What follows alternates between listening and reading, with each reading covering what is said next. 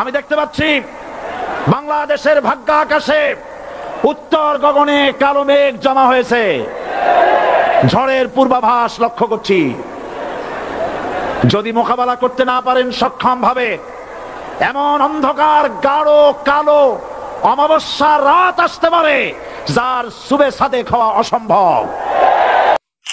স্বৈরাচারীরা তার পতনের সমস্ত ছিদ্র বন্ধ করে, কিন্তু একটা ছিদ্র বন্ধ করতে পারে না। মনের ভুলে সেই ছিদ্রটা থেকেই যায়, সেই ছিদ্র দিয়ে আসলে তার পতনটা হবে। বিড়ালের মতো 500 বছর বেঁচে থাকার কোনো লাভ নাই, সিংহের মতো 1 ঘন্টা বাঁচতে চাই। আমরা এই কোরআনের রাজনীতি করি, এই কোরআন নিয়ে বাঁচতে চাই, এই কোরআন নিয়ে মরতে চাই। এই কোরআন থেকে আমাদেরকে বিচ্ছিন্ন করতে চায় কাফের বেঈমান মুশরিকেরা। ও আমার জাতি, কোরআন থেকে যারা বিচ্ছিন্ন করতে চায়, তোমরা কি তাদের বিরুদ্ধে জিহাদের জন্য প্রস্তুত থাকবে? আমাকে রাজাকার বলে জনগণ থেকে বিচ্ছিন্ন করবা, জনগণ থেকে আমারে বিচ্ছিন্ন করা যাবে না। কারণ এই জনগণ আমার জন্য আসে না, এই জনগণ আসে আল্লাহর কোরআনের জন্য। এ কথা বিশ্বাস করো। বাংলাদেশের মুসলমানদের শরীরে 1 বিন্দু রক্ত থাকতে শয়তানের তৈরি করা ধর্মনিরপেক্ষ মতবাদ বাংলার জমিনে কায়েম হতে দেওয়া হবে না, হবে না। আসসালামু আলাইকুম ওয়া রাহমাতুল্লাহ। দর্শক, আল্লামা সাঈদী আমাদের অনুপ্রেরণা। আল্লামা সাঈদী একটি বিপ্লবের নাম। দর্শক, আপনারা জানেন গত বছর 14ই আগস্ট আল্লামা দেলোয়ার হোসেন সাঈদীকে পরিকল্পিতভাবে হত্যা করেছে এই আওয়ামী লীগ নামে স্বৈরাচারী শাসক। গত 14ই আগস্ট তার মৃত্যুর 1 বছর পূর্ণ হয়েছে। একটি দুঃখের বিষয় হচ্ছে যে আল্লামা দেলোয়ার হোসেন সাঈদীর মৃত্যুর 1 বছর যেতে না যেতেই তাদের পতন ঘটল। দেশটা আবার নতুন করে স্বাধীন হলো। যেই দেশটাকে স্বাধীন করার জন্য, এদেশে ইসলামী বিপ্লব করার জন্য, এদেশে ইসলামী আন্দোলনকে অগ্রসর করার জন্য আল্লামা দেলোয়ার হোসেন সাঈদীর অবদান অনেক। আল্লামা দেলোয়ার হোসেন সাঈদীর অবদান এদেশে কত আছে সেটা বর্ণনা করে শেষ করা যাবে না। আজ মাঠে ঘাটে পথে প্রান্তরে যে কোনো প্রতিষ্ঠানে তাফসির মাহফিল হয়, তাফসির মাহফিলের আয়োজন করা হয়। এই তাফসির মাহফিলের মূল ক্রেডিট হচ্ছে আল্লামা দেলোয়ার হোসেন সাঈদী। আমাদের দেশে আসলে ওয়াজ হতো, সেসব ওয়াজে আসলে কিচ্ছা কাহিনী হতো, কিন্তু আল্লামা দেলোয়ার হোসেন সাঈদী এমন একটি থিওরি, এমন একটি সিস্টেম চালু করেছে এই তাফসির মাহফিল, যে তাফসির মাহফিলে আজ শত শত পথভ্রষ্ট যুবক দিনের আলো ফিরে পাচ্ছে। এই ক্রেডিটটি হচ্ছে আল্লামা দেলোয়ার হোসেন সাঈদী। এজন্যই বলি যে আল্লামা দেলোয়ার হোসেন সাঈদী আমাদের অনুপ্রেরণা। আল্লামা দেলোয়ার হোসেন সাঈদী একটি বিপ্লবের নাম। তো আল্লামা দেলোয়ার হোসেন সাঈদীর প্রথম মৃত্যুবার্ষিকী উপলক্ষে ইউকে কসবাট টিভিতে একটি আলোচনা এবং সেমিনারের অনুষ্ঠান করা হয়। সেখানে বাংলাদেশের বিখ্যাত আলেম ডক্টর আবু কালাম আজাদ সহ আরো অনেকেই সেখানে বক্তব্য দিয়েছেন আল্লামা দেলোয়ার হোসেন সাঈদীর জীবন কর্ম সম্পর্কে। আসুন সেই আলোচনা করে আমরা ধৈর্য সহকারে শুনি। আসসালামু আলাইকুম ওয়া রাহমাতুল্লাহি ওয়া বারাকাতুহু। আলহামদুলিল্লাহি ওয়াহদা ওয়াসসালাতু ওয়াসসালামু আলা নাবিয়িনা মুহাম্মদ আল্লাযী লা নাবিয়্যা বা'দা ওয়া আলিহি ওয়া আসহাবিহি আজমাইন। ফাআউযু বিল্লাহি মিনাশ শাইতানির রাজীম। বিসমিল্লাহির রাহমানির রাহিম। ইয়ারফা'িল্লাহু আল্লাযীনা আমানু মিনকুম ওয়াল্লাযীনা উতুল ইলমা দারাজাত। আমানতু বিল্লাহ। ইউকে কসবা টিভি কর্তৃক আয়োজিত আমাদের আজকের এই চমৎকার আলোচনা অনুষ্ঠান আল্লামা সাঈদী রাহিমাহুল্লাহর স্মরণে, এই চমৎকার অনুষ্ঠানের সম্মানিত বিজ্ঞ সঞ্চালক আমাদের সকলের প্রিয় মহতারাম মাসুক ভাই, উপস্থিত বিজ্ঞ আলোচকবৃন্দ, সম্মানিত দর্শক ও শ্রোতা দিনী ভাই ও বোনেরা, আসলে আমাদের জন্য আজকের এই স্মরণ সভা বা আজকের এই দিনটি সত্যিই বেদনা বিদুর এবং এটা আমাদের জন্য কষ্টের। এই কষ্টটা নতুন করে আরো বেড়ে গেল আমাদের গত 5 তারিখের নতুন স্বাধীনতা যোগ হওয়ার কারণে।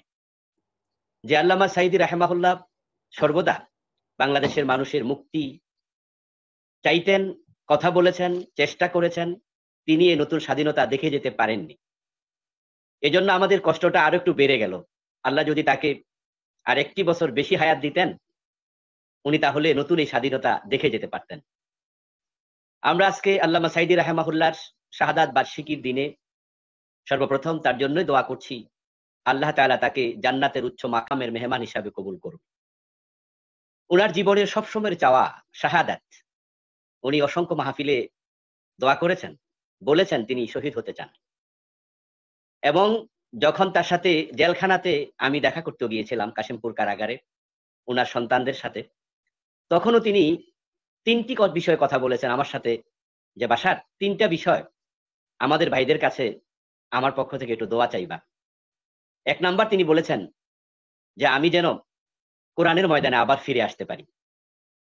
দ্বিতীয়ত তিনি বলেছেন আমি যেন আল্লাহর পথে শহীদ হতে পারি। আমি আশ্চর্য হয়েছি, তিনি আরেকটি কথা বলেছিলেন, এই মুহূর্তে আমি ভুলে গেলাম। তিনটি কথা বলেছেন, তার মাঝে দ্বিতীয়টি ছিল তিনি শহীদ হতে চান। তৃতীয়টি ছিল ও কাবা জিয়ারত করার জন্য। ও কাবা, কাবা, কাবাগর জিয়ারত করা। ইয়েস, মাশাআল্লাহ, আরেকবার হয়তো শেয়ার করছিলাম, ভাই মনে রেখেছেন। এই যে শাহাদাতের তামান্না সারা জীবন তিনি লালন করতেন, আমরা আজকে এই প্রোগ্রামের শুরুতে দোয়া করি মহান রাব্বুল আলামিন তার এই মৃত্যুকে শহীদি মৃত্যু হিসাবে কবুল করুন। প্রিয় দিনী ভাই বোনেরা, আল্লামা সাঈদী তিনি আমাদের জন্য প্রেরণার বাতিঘর।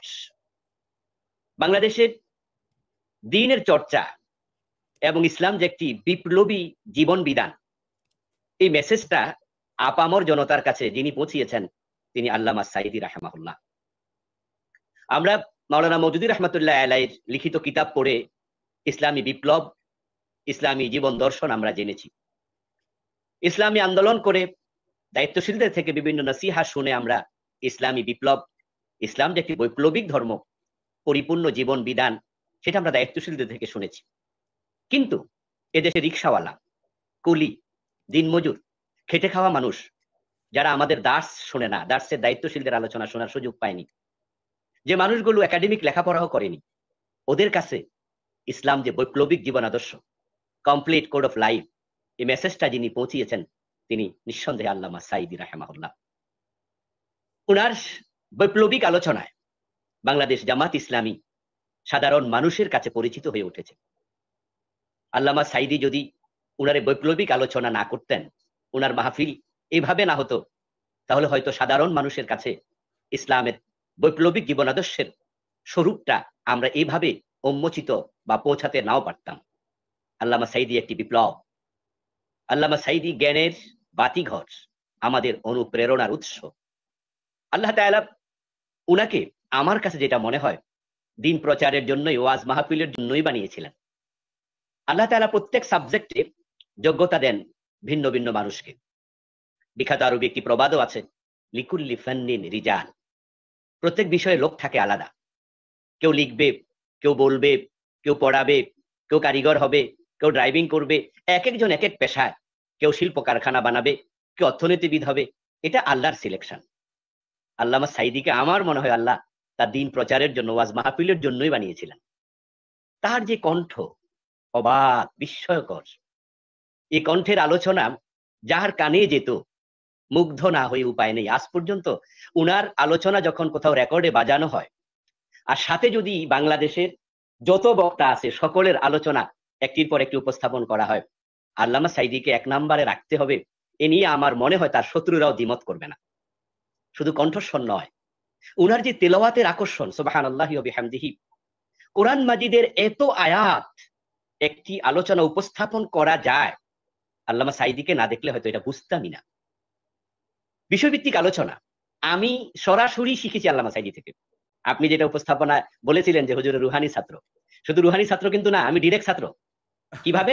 কারণ জেলখানায় আমি যখন দেখা করতে গিয়েছি, এর আগে হুজুরকে তো আমি চিনি ছাত্র জীবন থেকে, ছোট কাল থেকে, কিন্তু আমি তো ছোট মানুষ, হুজুর তো আর আমাকে চিনেন না।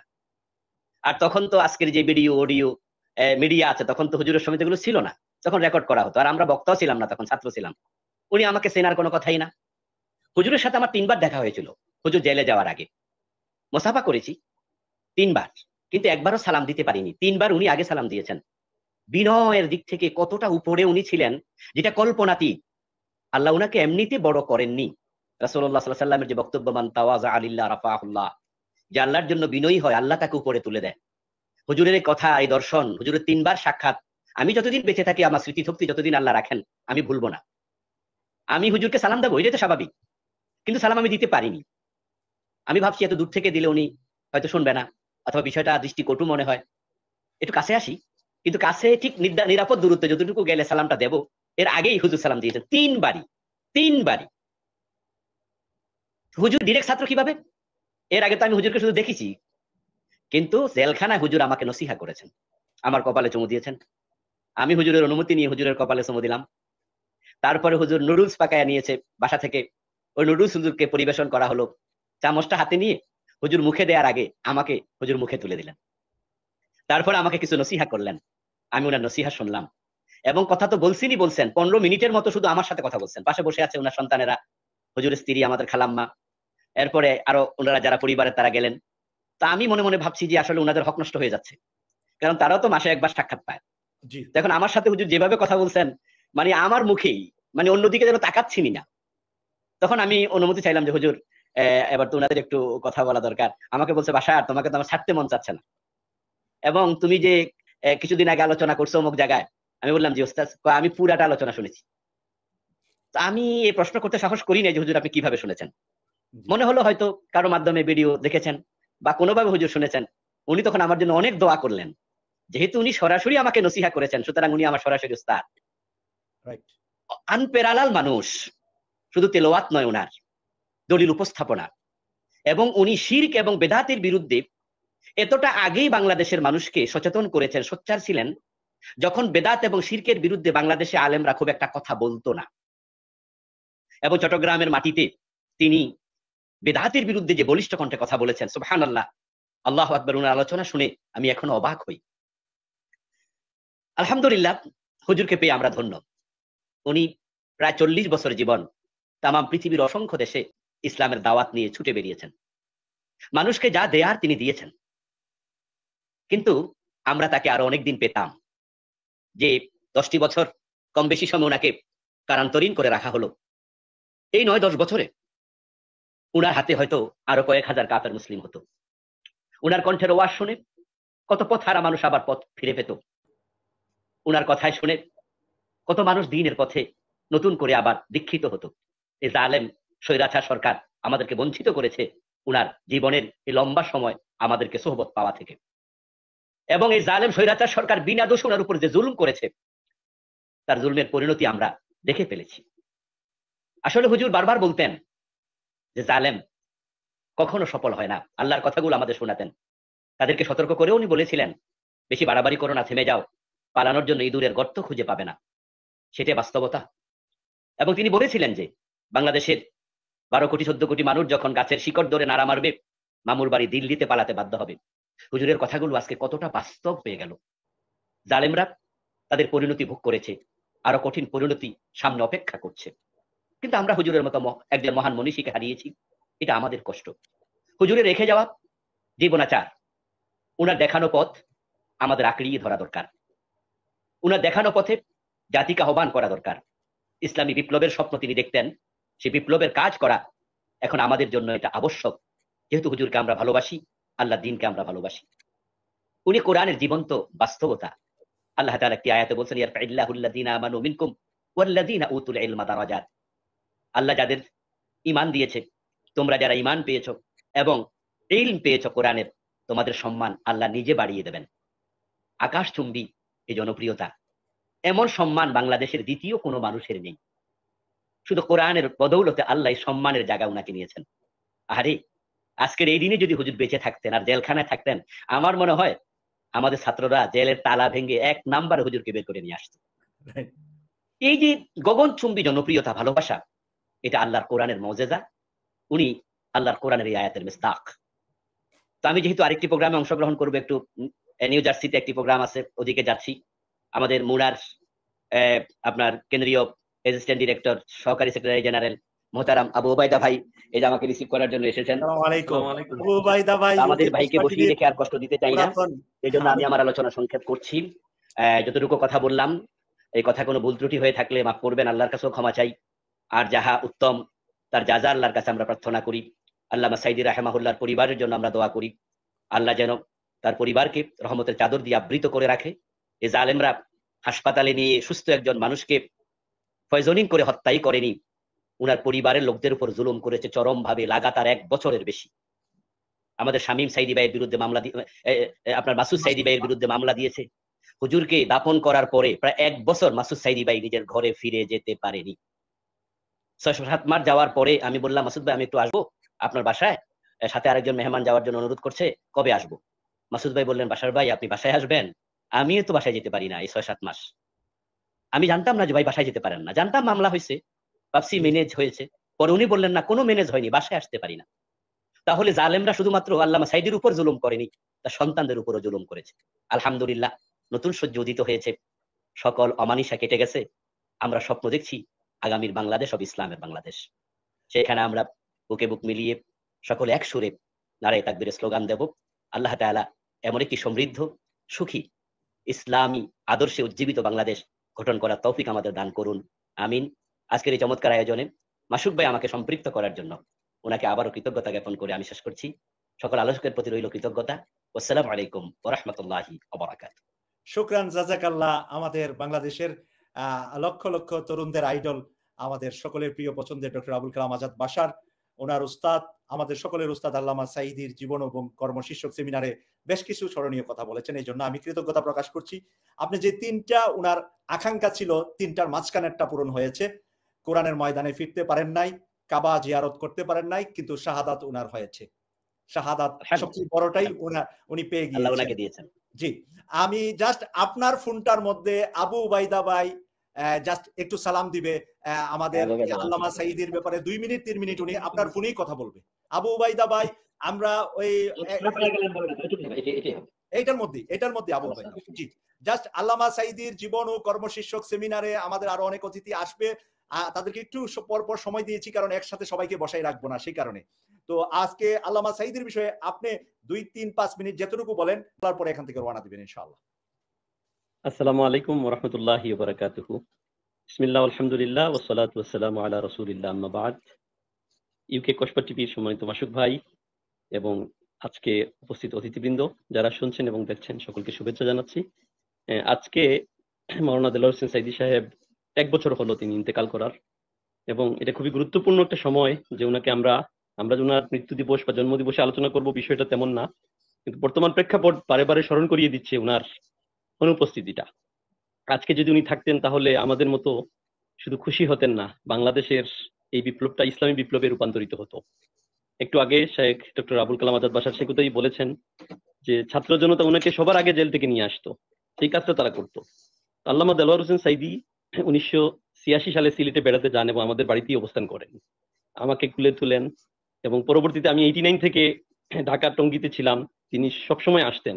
ওনার অনেক সোহবত আমি পেয়েছি, ওনার কাছ থেকে অনেক কিছু শিখেছি, এবং উনি যে টাওয়ালটা দিয়ে আমাকে কুলে নিয়েছিলেন, সেই টাওয়ালটা ছিল ওনার নিজের, নিজে একটা টাওয়াল দিয়ে আমাকে কুলে তুলেছিলেন, এটা আমার আম্মা আব্বা সবসময় বলতেন। যাই হোক, উনি সারা বাংলাদেশের একজন সম্পদ, সারা উম্মার একজন সম্পদ ছিলেন। তিনি চলে গিয়েছেন, কিন্তু তিনি যে শক্তি রেখে গিয়েছেন, তিনি মারা গিয়ে ইন্তেকাল করে আমাদের মাঝে যে শক্তির সঞ্চারণ করে গিয়েছেন, সেটা কিন্তু উনি জীবিত থাকা থেকেও অনেক বেশি। বর্তমান সমাজে যে ওয়াজ মাহফিল, তাফসির মাহফিল হয়, এই তাফসির মাহফিলের উপকার ছিলেন তিনি।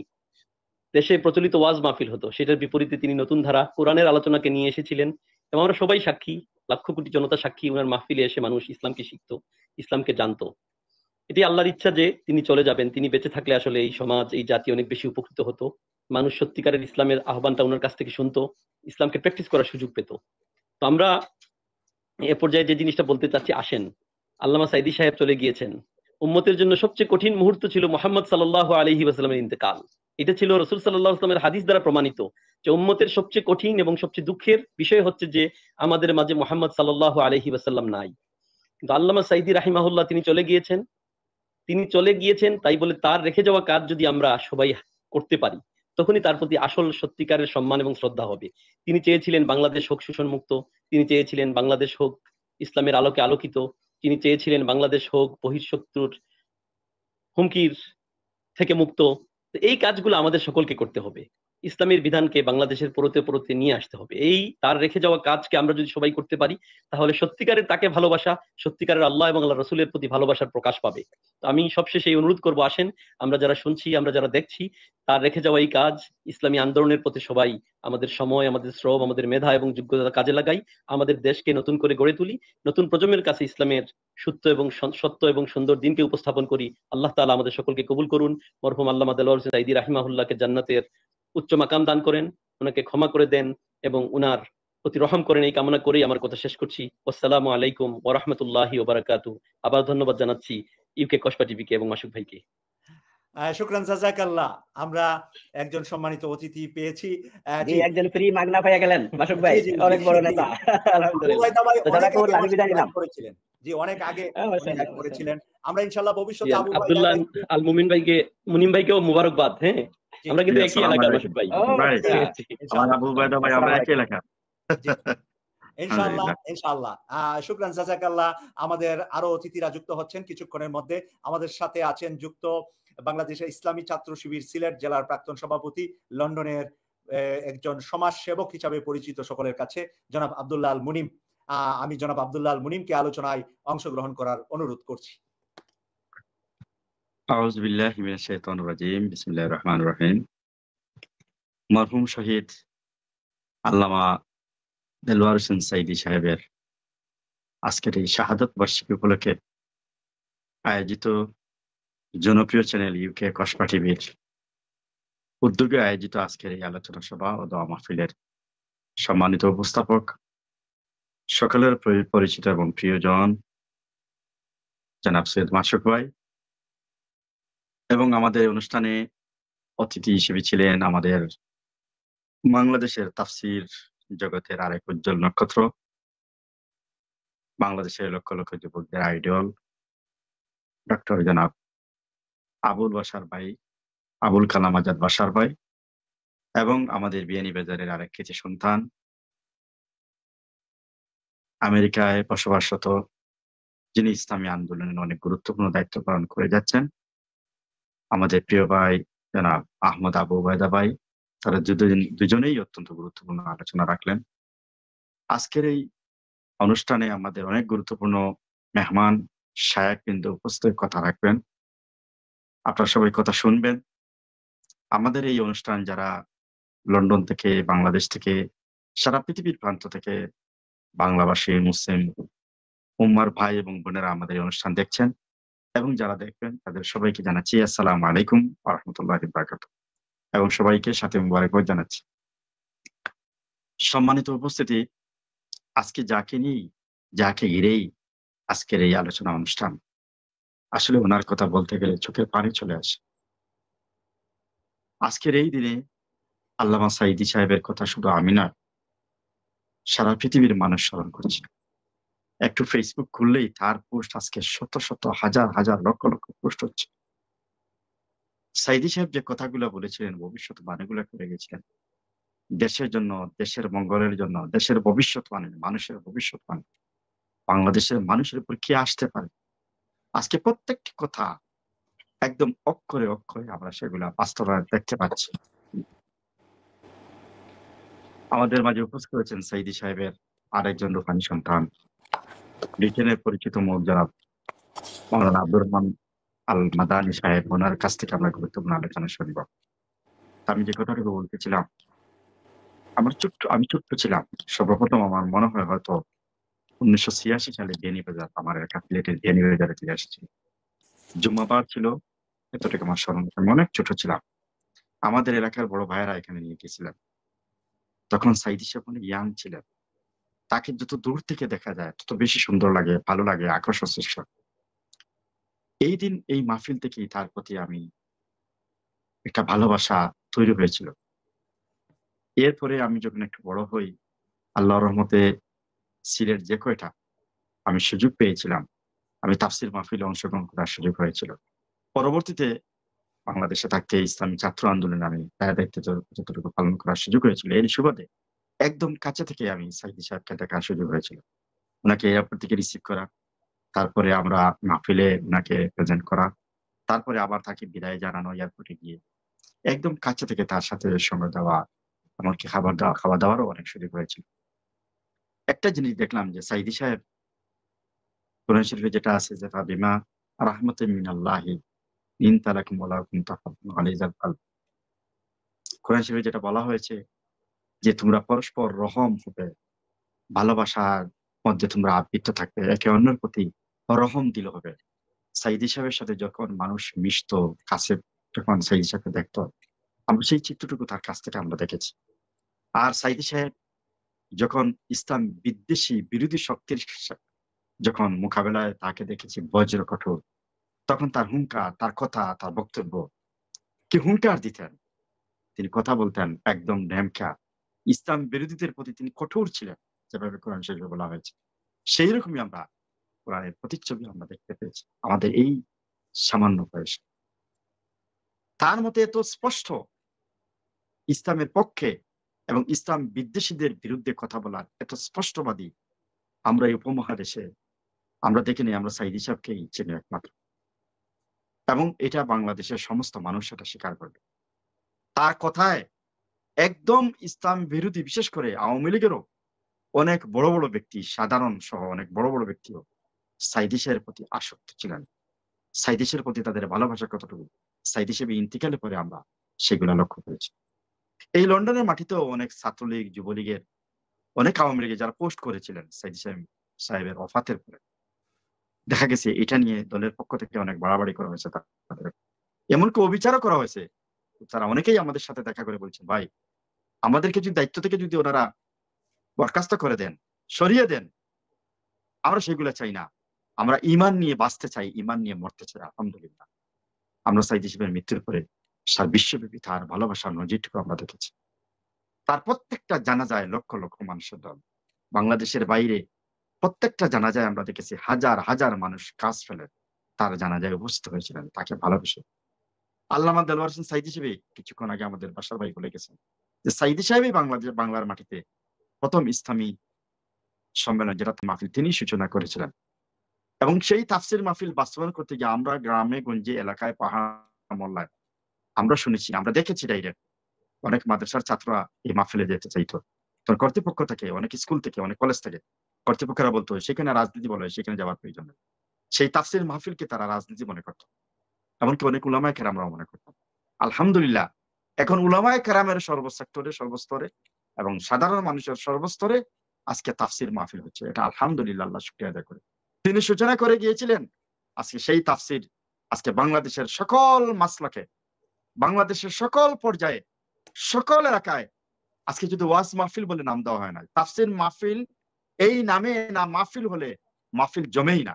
আলহামদুলিল্লাহ সেটাই সাইদি সাহেবের অক্লান্ত পরিশ্রমের বিনিময়ে আজকে বাংলাদেশে তাফসির মাহফিল একটা প্রাতিষ্ঠানিক রূপ পেয়েছিল। আলহামদুলিল্লাহ আল্লামা দেলোয়ার হোসেন সাইদি সাহেব সাধারণ মানুষের কাছে তিনি একজন বিনয়ী ছিলেন, সেটা আমরা সচক্ষে দেখার সুযোগ হয়েছিল।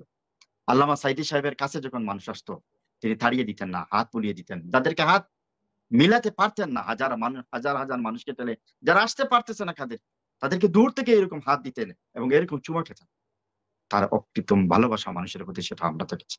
আল্লামা সাইদি সাহেব তার আসলে অনেক আলোচনা আমাদের সাহায্য করবেন, কিন্তু তিনি এই বাংলাদেশের ভবিষ্যৎবাণী যেটা করে গিয়েছিলেন, যে তিনি বলছিলেন আমিও তো একদিন থাকবো না এই বাংলাদেশ, কিন্তু আমি দেখতে পাচ্ছি যে বাংলাদেশের উত্তর গগনে মেঘ, কালো মেঘ, গাঢ় মেঘ আচ্ছাদিত করতেছে। সেটা যদি সবাই ঐক্যবদ্ধ হয়ে মোকাবেলা করতে না পারেন, তাহলে সেই থাবা থেকে কেউ রক্ষা পাবেন না। কে কৌমি, কে সরকারি, কে বেসরকারি, কে জামাতি, কে কৌমি, কে দাওবন্দি, কেউ নিস্তার পাবেন না। আজকে সত্যিই তা আমরা সেইগুলা সাইদি সাহেব অ্যারেস্ট হয়ে গেছেন, আমরা সেটা চোখে দেখার সুযোগ হয়েছিল। কেউ কিন্তু সেখান থেকে নিস্তার পান নাই, সবাই শেষ পর্যন্ত ঐক্যবদ্ধ হলেন। বাংলাদেশের ছাত্র সমাজ যে গণ অভ্যুত্থান করলো, সেই অভ্যুত্থানের সময় যদি আল্লামা দেলোয়ার হোসেন সাইদি সাহেব বেঁচে থাকতেন, তাহলে আমার মনে হয় বাংলাদেশের ছাত্র সমাজের পক্ষ থেকেই বাংলাদেশের প্রেসিডেন্ট হিসেবে তারাই নামটা প্রস্তাব করত, যে এই দেশের 18 কোটি মানুষকে, মানুষ যাকে হৃদয় দিয়ে ভালোবাসে, দল মত নির্বিশেষে যাকে সবাই পছন্দ করে ভালোবাসে, সাইদি সাহেবের কোনো দল নেই, কোনো মত পার্থক্য নেই, আমার মনে হয় তাকেই তারাই সর্বপ্রথম জেল থেকে বের করত এবং তাকেই জোরপূর্বক বাংলার মস্তদের দায়িত্বে তাকেই বসাত। আজকে দেলোয়ার হোসেন সাইদি সাহেব নেই, তার আকাঙ্ক্ষার আলোকে আল্লাহ পাক কবুল করে তাকে শাহাদাতের মৃত্যু দান করেছেন। আমরা দোয়া করি আল্লাহ তুমি আল্লামা দেলোয়ার হোসেন সাইদি সাহেবকে পূর্ণ শাহাদাতের মর্যাদা তুমি দান করো। আমরা তাকে মৃত্যুর পরে দেখলাম তার পরিবারের পর কিরকম নির্যাতন চালানো, এমনকি তার ছেলেকে একটু আগে সাহেব বলে গেছেন 1 বছর পর্যন্ত ঘরে আসতে পারে নাই। এই যে নির্যাতন দেখেন, একজন মানুষ দুনিয়া থেকে বিদায় নিয়ে গেল, তিনি স্বাচ্ছন্দ্যে, তিনি স্বাধীনভাবে তিনি তার বাবার জানাজায় উপস্থিত হতে গিয়ে কত কষ্ট, কত লুকোচুরি খেয়ে তিনি তার বাবার জানাজায় তিনি উপস্থিত হয়েছিলেন। তার বড় ছেলে শামীম সাইদি ভাই আমেরিকা থেকে দেশে আসার পৌঁছার পরে তিনি তার বাবার জানাজা ধরতে গিয়ে কত বিড়ম্বনার শিকার হয়েছিলেন। এই নিষ্ঠুর আওয়ামী সরকার, নিষ্ঠুর ডাইনি হাসিনা কতটা মানুষকে নির্যাতন করেছিলেন তিনি। অনেক বাংলাদেশের নেতৃবৃন্দকে একদিকে ফাঁসির কাস্টে ঝুলালেন, ঠিক অন্যদিকে এট এ টাইম তার পরিবারের উপর হামলা করলেন তিনি। একজন ব্যক্তিকে ফাঁসির কাস্টে ঝুলাচ্ছেন, আবার অন্যদিকে তার ছেলেকে তিনি গুম করে নিয়ে গেছেন। এবং গুম করে কোথায় নিলেন? এই আয়নাগর নামক এই ঘরে নিয়ে। কি অমানবিক নির্যাতন! যে নির্যাতনের কথা আমরা পৃথিবীর কোথাও আমরা পাই না, এত নির্মম নির্যাতন করলেন। আমি মনে করি আজকের এই দিনে ওনাকে বাংলাদেশে নিয়ে আসা হোক এবং তার খায়েশ মতো যে ঘর তিনি তৈরি করলেন, এই ঘরের মধ্যে অন্তত পক্ষে তাকে একটা বছর রাখা হোক। যে ঘর তিনি বড় খায়েশ করে তৈরি করেছিলেন, এই আয়না করে তাকে রেখে এই ঘরের মজা, এই ঘরের স্বাদ তাকে গ্রহণ করানো প্রয়োজন। তাইলে বুঝতে পারবেন আয়না ঘরের নিষ্ঠুর নির্যাতনের কষ্ট কতটুকু। জি আব্দুল আল মুনিম, আপনি জি ফিনিশিং করবেন। আপনার জি আপনাকে শেষ করার অনুরোধ করছি। আমরা আজকের এই দিনে আমরা বলবো শুধু সাইদি সাহেব নয়, বাংলাদেশের কোনো মসলকের লোক নাই, কোনো দলের ইসলামী ব্যক্তিত্ব বাকি নাই, নেতৃবৃন্দ সবাইকেই নির্যাতন তিনি করেছেন, বহুবার নির্যাতন করেছেন। আল্লামা আমিনী সাহেব, তারপরে শাইখুল হাদিস সাহেব, সবাই তার সেই থাবা থেকে কেউ রক্ষা পাননি। যারা এই দুনিয়া থেকে চলে গেছেন সবাইকে আমি দোয়া করি আল্লাহ পাক জান্নাতের উঁচু মাকাম দান করুন। এবং আল্লামা দেলোয়ার হোসেন সাইদি সাহেবের স্বপ্ন ছিল এই সোনার বাংলাদেশকে ইসলামী রাষ্ট্রে রূপান্তরিত করার মাধ্যমে বাংলাদেশের আবাল বৃদ্ধ বনিতা সবাই তার মত, স্বাধীন মত প্রকাশ করবে। সে বাংলাদেশে স্বাচ্ছন্দ্য বসবাস করবে, যে যার ধর্ম তার স্বাধীনভাবে পালন করবে। মুসলিমরা যেমন ভাবে তার ধর্ম পালন করবে, তেমনি ভাবে হিন্দুরা অন্যান্য ধর্মগুলো তারা তাদের ধর্মের কার্যক্রম চালিয়ে যাবে, কোনো বাধা আসবে না এবং মানুষ স্বাচ্ছন্দ্যে বাংলার মাটিতে বসবাস করবে। এমন একটি নিরাপদ আমরা বাংলাদেশ গড়ে তুলতে চাই, এমন একটি স্বাধীন আমরা বাংলাদেশ গড়ে তুলতে চাই, যেখানে সকল দলের মতামত পেশ করতে পারবে, সেখানে আর কালো থাবা, আর জেলের আর মৃত্যুর ভয় আসবে না। একটি স্কুলের ছাত্রী তার স্কুলে পৌঁছবে, তার মায়ের কুলে আবার ব্যাগ ঘরে আসতে পারবে। তেমনি একজন বৃদ্ধ মহিলা তার প্রাণের ভয় বিহীন তিনি একটি প্রান্ত থেকে আরেক প্রান্তে যাবেন।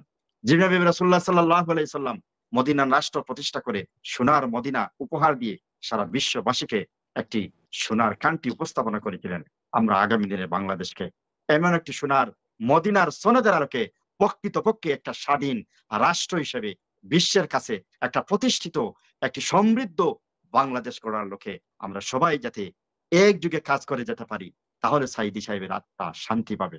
তাহলে ওলামায়ে কেরাম যারা দুনিয়া থেকে বিদায় নিয়েছেন তাদের আত্মা শান্তি পাবে। তাদের যে স্বপ্ন ছিল সেই স্বপ্নটুকু আমাদের বাস্তবায়ন হবে, যেখানে কোনো হানাহানি থাকবে না, চুরি থাকবে না, লুণ্ঠন থাকবে না, মানুষের দন লুণ্ঠন থাকবে না।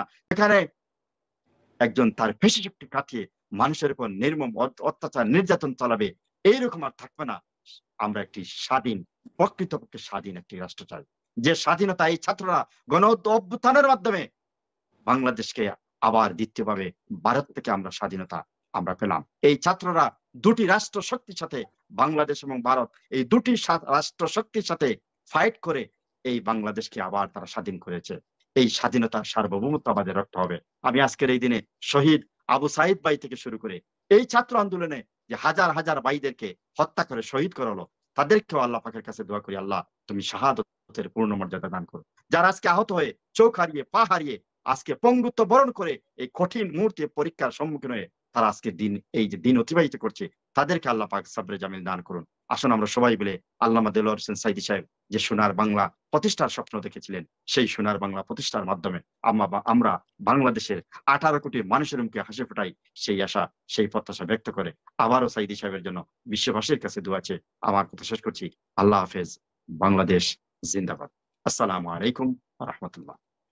ওয়ালাইকুম আসসালাম ওয়া রাহমাতুল্লাহি ওয়া বারাকাতুহু। আমরা ধন্যবাদ জানাচ্ছি লন্ডনের সকল সমাজে, বাংলাদেশি সকল কমিউনিটিতে পরিচিত ব্যক্তি, সম্মানিত ব্যক্তি আব্দুল আল মুনিম, আল্লামা সাইদি সাহেবের সাথে ওনার পার্সোনাল জীবনে যা কিছু হয়েছে এর উপরে স্মরণ করে এবং আল্লামা সাইদির জীবনের যে স্বপ্ন ছিল সেগুলো বাস্তবায়নের কথা বলে আজকে আমাদের সাথে যুক্ত হয়ে যে আলোচনা করেছেন সেজন্য ইউকে কসবা টিভির পক্ষ থেকে ওনাকে ধন্যবাদ এবং কৃতজ্ঞতা প্রকাশ করছি।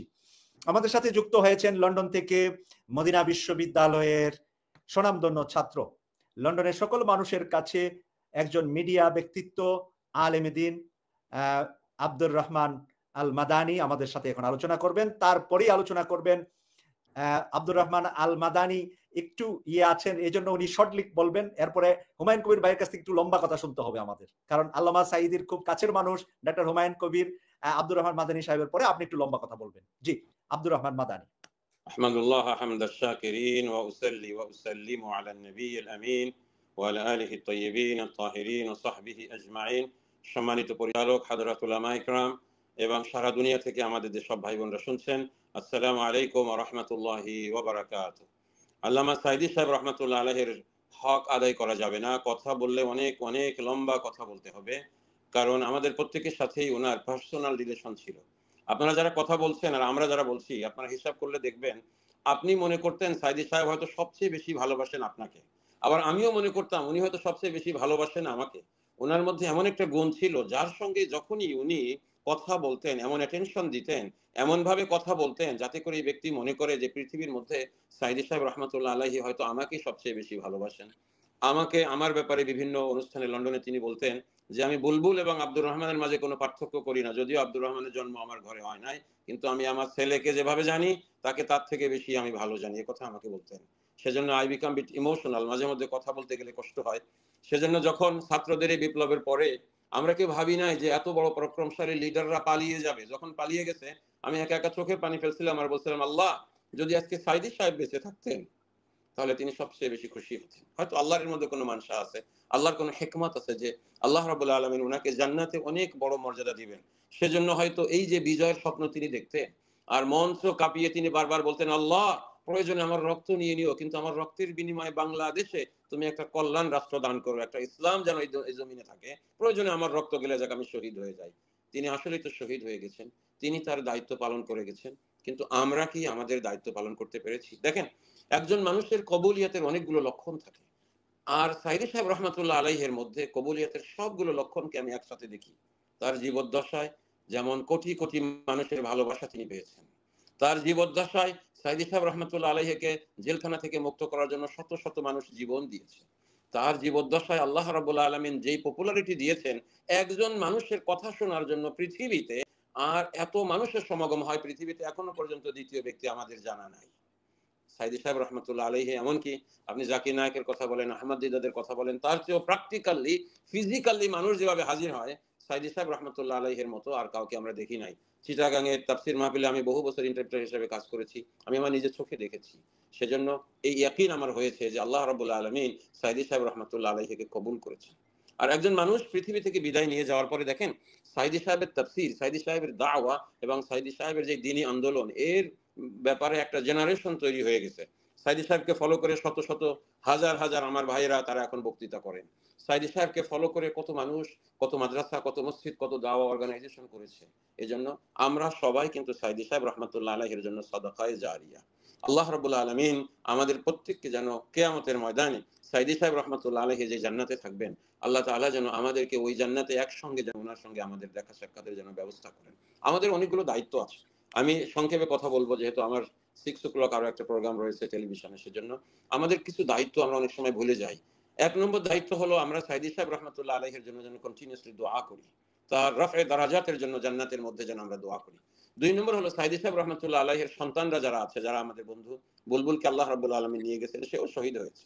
এরপরে আর যারা যারা আছে, আমাদের ভাইরা যারা আছে, তাদের সঙ্গে যেন আমরা যোগাযোগ রাখি এবং ফ্যামিলিকে যেন আমরা সাপোর্ট করার জন্য যেন চেষ্টা করি, এটা আমাদের একটা বড় দিনী দায়িত্ব।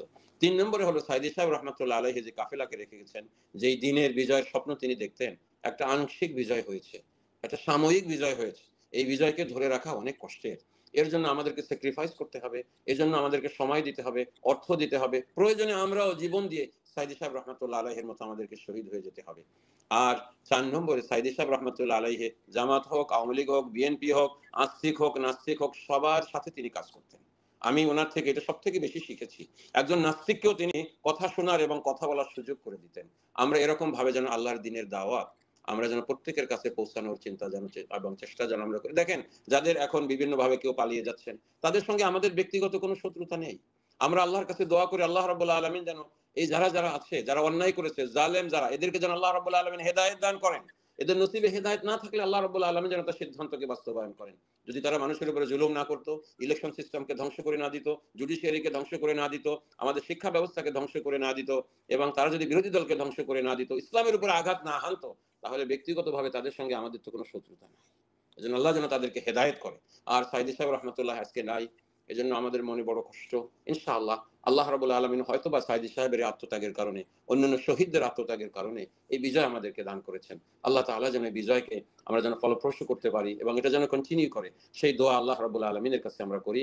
আল্লাহ তাআলা সাইদি সাহেবের দরজাকে বুলন্দ করুন, সব শহীদদেরকে আল্লাহ রাব্বুল আলামিন তাদের শাহাদাতকে কবুল করুন, আর তাদের রক্তের বিনিময়ে বাংলাদেশে যেন ইসলামী রাষ্ট্র এবং কল্যাণ রাষ্ট্র কায়েম হয়। আমিন। আসসালামু আলাইকুম ওয়া রাহমাতুল্লাহি ওয়া বারাকাতুহু। ওয়ালাইকুম আসসালাম ওয়া রাহমাতুল্লাহি ওয়া বারাকাতুহু। আমরা আব্দুর রহমান মাদানী সাহেবকে কোনো টাইম ধরে দেই নাই, কিন্তু এত শর্ট টাইমে শেষ করে ফেলবে।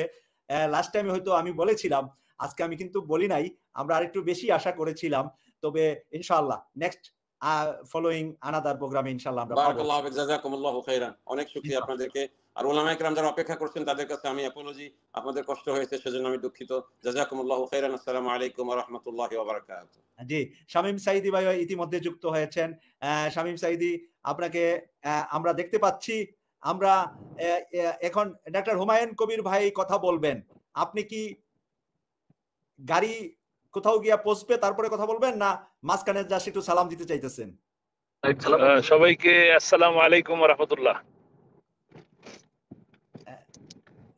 সালামের সাথে আমরা কিছু কয়েকটা কথা শুনে ফেলি, যদি আবার পরে না পাই আপনাকে, তারপরে হুমায়ুন কবির ভাই লম্বা কথা বলবে আপনার পরে। জি, আলহামদুলিল্লাহ। হুমায়ুন কবির ভাই থাকলে তো আর আমার থাকা লাগে না। হুমায়ুন কবির ভাই তো আমার আরেক ভাই, যিনি কিনা আব্বার সাথে তার অনেক স্মৃতি আছে, তার সাথে সফরের স্মৃতি আছে, বাসার স্মৃতি আছে। এখন আলহামদুলিল্লাহ আমি তো আসলে দুঃখিত যে আমি দেরি করে প্রবেশ করলাম বা নেট পেলাম। আমি এখনো পর্যন্ত রাস্তাতেই আছি। একটা মিছিলের মধ্যে পড়ে গেছিলাম, মিছিলের কারণে রাস্তায় জ্যামের কারণে আর ফিরতে পারি নাই। এর মধ্যে আবার একটা মিটিং ছিল, যে কারণে আমি শুরুতেই আপনাদের সাথে অংশগ্রহণ করতে পারি নাই। আমি দুঃখিত। তো ইনশাল্লাহ আপনারা ইয়ে করেন, আমি কিছুক্ষণ পরে আপনার মিটিংটা চালিয়ে নিন, কিছুক্ষণ পরে আমি আপনাদের সাথে সংযুক্ত হবো ইনশাআল্লাহ। ইনশাআল্লাহ আপনার বক্তব্যের মাধ্যমে আমরা শেষ করব ইনশাআল্লাহ। জি, আধা ঘন্টার ভিতরে আপনি যুক্ত হবেন, আধা ঘন্টার মধ্যে, 30 মিনিটের মধ্যে আবার যুক্ত হবেন ইনশাআল্লাহ। জাযাকাল্লাহ। আমরা ডাক্তার হুমায়ুন কবির ভাইয়ের কথা কিন্তু একটু বেশি করে শুনবো, কারণ উনি ছিলেন আল্লামা সাঈদীর খুব মানে পাশে, সবচেয়ে বেশি সময় উনি দিয়েছেন আল্লামা সাঈদীকে। আল্লামা সাঈদী দেশব্যাপী এবং মিডিয়াতেও বিভিন্ন সময় আমি হুমায়ুন কবির ভাইকে উপস্থাপনায় দেখেছি। আল্লামা সাঈদী সাহেবকে নিয়ে অনেক অনুষ্ঠান করেছেন এবং ফিজিক্যাল যে তাফসির মাহফিলগুলো দেশব্যাপী করতেন, হুমায়ুন কবির ভাই একদম আল্লামা সাঈদীর পাশে সবসময় ছিলেন এবং দীর্ঘদিন ছিলেন। তো সেই কারণে ডাক্তার হুমায়ুন কবির ভাই, আপনি শুধু আলোচকই না, আল্লামা সাঈদীর অনেক স্মৃতিচারণ আপনার সাথে আছে। আমরা আজকের এই অনুষ্ঠানে আপনার কাছ থেকে বিস্তারিত আলোচনা শুনবো এই প্রত্যাশা করছি। আসসালামু আলাইকুম ওয়া রাহমাতুল্লাহি ওয়া বারাকাতুহু। আলহামদুলিল্লাহি রাব্বিল আলামিন, আসসালাতু ওয়াসসালামু আলা সাইয়্যিদিল মুরসালিন ওয়া আলা আলিহি ওয়া আসহাবিহি আজমাইন। আউযু বিল্লাহি মিনাশ শাইতানির রাজীম। বিসমিল্লাহির রাহমানির রাহিম। রাব্বানা ইগফির লানা ওয়া লিইখওয়ানিনা আল্লাযীনা সাবাকুনা বিল ঈমান ওয়া লা তাজআল ফী কুলুবিনা গিল্লাল লিল্লাযীনা আমানু। আমরা জি আপনি কন্টিনিউ। টিভি কর্তৃক আয়োজিত এবং আমার প্রিয় সৈয়দ মাসুক ভাই এর পরিচালনায় অনুষ্ঠিত, বরাবরের মতো আমরা শহীদ মুজাহিদ ক্ষণজন্মা মহাপুরুষ আল্লামা মরহুম মাওলানা দেলওয়ার হুসাইন সাঈদী নাওয়ারাল্লাহু মারকাদাহু ওয়া জাআলাল জান্নাতা মাসওয়াহু, তার স্মরণ শীর্ষক আজকের এই প্রথম বার্ষিক শাহাদাত বার্ষিকীর স্মরণ সভায় দোয়া অনুষ্ঠানে আমরা উপস্থিত হতে পেরেছি এবং একেবারে 11th আওয়ারে আমার ভাই আমাকে স্মরণ করেছে, আমি একেবারে অপ্রস্তুত অবস্থায় ঘুমানোর চিন্তা করছিলাম। এমন অবস্থায় আমি আপনাদের খেদমতে এসেছি। এর মধ্য দিয়ে যা মনে হচ্ছে তাই বলি, জি এভাবে অনুষ্ঠানটা চালিয়ে যাওয়ার চেষ্টা করি। আমি সর্বপ্রথম কোরআনে কারীমের সূরাতুল হাসরের 10 নম্বর আয়াত থেকে তেলাওয়াত করছি। রাব্বুল আলামিন মুসলিম উম্মাহকে একটি দোয়া শিখিয়েছেন। এই দোয়াটি দুর্ভাগ্যজনকভাবে আমরা আমাদের বেশিরভাগ আলেমদেরকেই বলতে শুনি না, করতে দেখি না, যার কারণে ইবলিস শয়তান 3টে পোটলা বা প্যাকেট নিয়ে বাজারে যাচ্ছিল বিক্রয়ের জন্য। একজন আল্লাহওয়ালা ব্যক্তির সঙ্গে দেখা হয়, সে জিজ্ঞাসা করে তোমার ওই প্যাকেটে কি? ইবলিস বলে এখানে 3টা জিনিস আছে, আমি বিক্রি করতে যাচ্ছি। কি আছে? বলে একটা হলো যুদ্ধ বিগ্রহ হানাহানি, আর একটা হচ্ছে কৃপণতা, আরেকটা প্যাকেটে রয়েছে হিংসা বিদ্বেষ। তিনি বললেন এগুলা কে কিনবে? তখন ইবলিস বলল যে আমি যুদ্ধ বিগ্রহ হিংসা জিজ্ঞাসা যে ভয়াবহ হানাহানি এটা বিক্রি করব রাজনীতিবিদদের কাছে, রাজা বাদশাদের কাছে, আর কৃপণতা বিক্রি করব ধনাঢ্য ব্যক্তিদের কাছে, আর হিংসা বিদ্বেষ বিক্রি করব আলিমদের কাছে। তা আমরা আজকের অবস্থার দৃষ্টি বুঝতে পারছি তার 3টা প্যাকেটই উপযুক্ত ক্রেতারা কিনে নিয়েছেন, যার কারণে বিশ্বময় আজকে হিংসা হানাহানি জিজ্ঞাসা, যেটা মানুষ হয়ে মানুষের এই অপকর্ম আমাদেরকে অবাক করে দেয়, এবং মানুষের চেহারে এই দানবগুলি দেখে আমরা অবাক হই। এগুলা তো হিংস্র জানোয়ারও এগুলা করে। তারা আয়না ঘরের নামে, গুম খুনের নামে, নিরপরাধ মানুষদেরকে শাস্তির নামে যা করেছে, জুডিশিয়াল কিলিং এর মাধ্যমে নিরপরাধ মানুষদেরকে যে নির্মম ভাবে পৃথিবী থেকে বিদায় করে বিশ্বব্যাপী উম্মার খেদমত থেকে বঞ্চিত করেছে, এগুলো মানুষ, এগুলো দানব। এরা এমন ভাবে মিথ্যা বলছে যে তাদের মিথ্যা শুনে আমরা অবাক হই। বন্ধুগণ, এই সময় ধনীদের কৃপণতা আছে। আমরা ছাত্র আন্দোলনে তাদের শুভকামনা করি, কিন্তু আমরা প্রকৃতপক্ষে ধনীদেরকে আমরা এমন একটি দৃশ্য দেখি না যে ছাত্রদের পাশে তারা জান দিয়ে না পারুক মাল নিয়ে দাঁড়াবে। আমরা দেখি অসহায় নিম্নবিত্ত মধ্যবিত্ত কিছু মহিলাদেরকে তাদেরকে পানি খাওয়াতে, তাদের জন্য দোয়া করতে, তাদেরকে চেঁচাইতে চিল্লাইতে। এবং আজকের এই বিলাসী শিক্ষক সমাজ থেকেও আমরা দেখেছি আল্লাহর মেহেরবানি শিক্ষকেরা আদর্শ পিতার ভূমিকা নিয়ে ওদের পাশে দাঁড়িয়েছিল। আল্লামা সাঈদীর কথা বলার পূর্বে আমি আগে যে আয়াতটা পড়েছি সেটার অর্থ বলে নেই। আল্লাহ পাক আমাদেরকে একটি দোয়া শিখিয়েছেন, রব্বানা গফির লানা ওয়া লিইখওয়ানিনাল্লাযীনা সাবাকুনা বিল ঈমান। হে আমাদের রব, ঈমানের দিক থেকে হে আমাদের রব, তুমি আমাদেরকে ক্ষমা করো, এবং ঈমানের দিক থেকে যারা এগিয়ে গিয়েছে তাদেরকে ক্ষমা করো, এবং তাদের প্রতি আমাদের দিলে কোনো বিদ্বেষ রাখো না। তুমি তো পরম দয়ার্দ্র, পরম দয়াবান, মেহেরবান। চিন্তা করুন, আমরা নিজেদের ভুল ত্রুটির জন্য ক্ষমা চাইতে বলা হয়েছে, পাশাপাশি ঈমানের দিক থেকে যারা অগ্রগামী পূর্বসূরি, যার মধ্যে আল্লামা সাঈদী সহ আরো মাসলুম ওলামারা পড়েন, তাদের প্রতি তাদের জন্য মাগফিরাত কামনা করতে বলা হচ্ছে। পাশাপাশি তাদের জন্য আমাদের দিলে যেন কোনো বিদ্বেষ না থাকে। সুবহানাল্লাহ। কারণ ওরা তো আল্লাহর রহমতের হাতে চলে গেছে, এবং তারা শাহাদাতের মাধ্যমে এমন সাক্ষ্য পেশ করেছেন যার থেকে উন্নত সাক্ষ্য, যার থেকে আরো সুস্পষ্ট সাক্ষ্য আর হয় না। অধ্যাপক গোলাম আজম রাহমাতুল্লাহ আলাইহি থেকে শুরু করে মতিউর রহমান নিজামী, আলী হাসান মুজাহিদ, কামারুজ্জামান, আব্দুল কাদের মোল্লা, মীর কাসেম আলী, আব্দুস সুবহান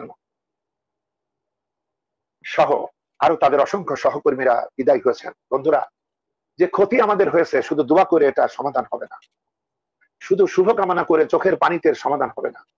কারণ হলো কোরআনে কারীমে সূরা বাকারার 146 নম্বর আয়াত আর সূরা আনামের 20 নম্বর আয়াতে আল্লাহ পাক একটি কথা বলেছেন, আল্লাযীনা আতাইনাহুমুল কিতাবা ইয়ারিফুনাহু কামা ইয়ারিফুনা আবনাআহুম।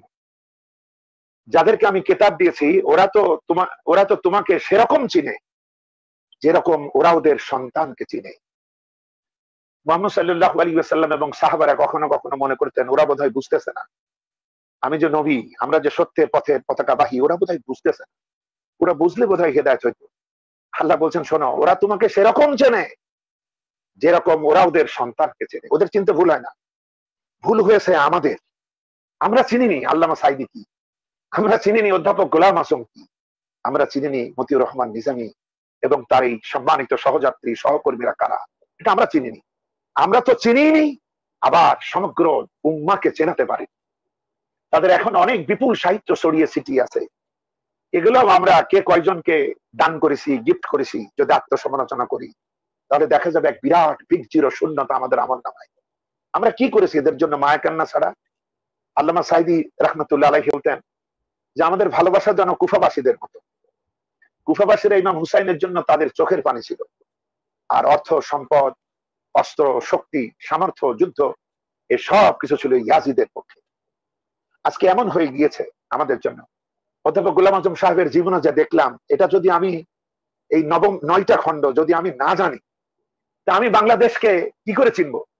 আমি কি করে এই স্বৈরাচার, এই সমস্ত ধার্মিক ভণ্ড শ্রেণী যারা হজ করেছে, নামাজ পড়েছে, বড় বড় কথা বলেছে, এদেরকে আমরা চিনতে পারবো না, এই মুখোশধারী দানবদেরকে চিনতে পারবো না। এবং পরবর্তীতে যারা পট্টি বেঁধেছে, এরপরে হাতে তাসবিহ নিয়েছে, বোরকা পরেছে, এদেরকে আমরা চিনতে পারবো না। কি ধরনের সজ্ঞান ভুল এবং তাদের ব্যর্থতার কারণে নিরপরাধ আজামিকে এত বিপদগ্রস্ত হতে হলো। আজকে সে পাগলের মতো হয়ে গেছে। এত বড় মেধাবী, যার জীবনে, যার র্যাঙ্কিং এ ফার্স্ট ছাড়া সেকেন্ড ক্লাস নেই। বন্ধুগণ, আমরা 71 সনে স্বাধীন হয়েছিলাম। আমরাও বলতাম, অন্যরাও বলতো যে প্রতিবেশী আমাদেরকে সহযোগিতা করেছিল। এই সহযোগিতার দরুন 53 বছর ধরে আমরা সমগ্র জাতি কাফারা আদায় করছি। এটা শেষই হচ্ছে না কাফারা। আল্লাহ পাক মেহেরবানি করে আমাদেরকে দেখলেন, আমাদের শক্তি সামর্থ্য, আমাদের হেভিওয়েট নেতৃবৃন্দ, তাদের বিভিন্ন আন্দোলন, মিছিল, সমাগম, হুমকি ধমকি সব তিনি দেখলেন। দেখলেন এগুলা দিয়ে কিছু হবে না, আসলে এরা বিক্রি হয়ে গিয়েছে, এদের মানসিকতা বিকৃত, এরা যা বলে তা মানে না। এরা টাকার কাছে, অর্থের কাছে, ভীতির কাছে, আদর্শের কাছে, অনাদর্শের কাছে তারা বিক্রি হয়ে গিয়েছে। দিনে এক কথা বলে, রাতে আরেক কথা বলে, এদের দিয়ে কিছু হবে না। আর তাই আল্লাহ পাক আল্লামা সাঈদী সহ এই মাজলুম যারা ছিলেন, আয়না ঘরে গুম হয়ে যারা ছিলেন, মাজলুমের ফরিয়াদ আল্লাহ পাকের আরশে আজিমকে কাঁপিয়ে তোলে। আল্লাহ পাক এবং মাজলুমের মাঝে তো কোনো আড়াল থাকে না। এই ফরিয়াদ আল্লাহর দরবারে কবুল পেয়েছে। এবং আপনারা জানেন, যারা শুনেছেন, বিচারপতিদের উদ্দেশ্যে আল্লামার বক্তব্য, তিনি খুব সামান্য সময় পেয়েছিলেন বক্তব্য দেওয়ার। কারণ প্রথম থেকে বলা হতো তাকে কথা বলতে যেন না দেওয়া হয়। তার কথাকে সবাই ভয় পাইতো, যে এই কথা এত প্রভাব সম্পন্ন ছিল যে বিচারপতিদেরকে তারা যে ডিকটেশন দিয়েছে তা থেকে তারা পদচ্যুত হয়ে পড়ে কিনা, এজন্য তারা তাকে কথা বলতে দিত না। কিন্তু একদিন এ সুযোগ এলো এবং তিনি যেটা বললেন বড্ড মর্মস্পর্শী কথা। কিন্তু চোরা না শুনে ধর্মের কাহিনী, এবং হারাম খাইলে কালটা এত কালো হয়ে যায় যে কালো পাথরে যে উপদেশের ছুরি প্রবেশ করে না, এদের ওই কলবে ঢোকে নাই। বন্ধুগণ, কাল্প তো 3 রকম, একটা হলো সুস্থ দিল, আর একটা অসুস্থ দিল, আর একটা মৃত দিল। ওদের কারো করা দিল ছিল অসুস্থ দিল। কুরআনে কারীমে সূরাতুল বাকারার 10 নম্বর আয়াত যদি দেখি, তাহলে আমরা দেখবো ফি কুলুবিহিম মারাদুন ফাযাদাহুমুল্লাহু মারাদা। ওদের দিলে অসুস্থতা ছিল, আমি অসুখ বাড়িয়ে দিলাম। কারণ ওদের তো সুস্থ হওয়ার কোনো ইচ্ছা ছিল না, সে ধরনের কাজও তারা করে নাই। এবং তাদের জন্য রেখেছি নিতান্ত যন্ত্রণাদায়ক শাস্তি। তাদের এই রোগটা কেন হলো? কারণ এরা ছিল মিথ্যাবাদী। 11 নম্বর আয়াতে বলা হচ্ছে, এদেরকে যদি বলা হয় যে তোমরা সমাজে অশান্তি, বিশৃঙ্খলা, বিপর্যয় সৃষ্টি করো না, তাহলে ওরা বলে আমরাই তো শান্তি প্রতিষ্ঠা করছি। ওদের প্রধানের এবং ওদের সহকর্মী অসংখ্য বক্তব্য, ভিডিও সাক্ষী যে ওরাই এই দেশে উন্নয়নের জোয়ার বয়েছে, ওরাই শান্তি করতেছে। কিন্তু আপনারা বুঝতেছেন না কেন এত শান্তি, এত উন্নয়ন আমরা করছি। 12 নম্বর আয়াতে গিয়ে সূরাতুল বাকারায় আল্লাহ বলছে, সাবধান, এরাই বিপর্যয় সৃষ্টিকারী। কিন্তু এদের বোঝার কোনো যোগ্যতা নাই।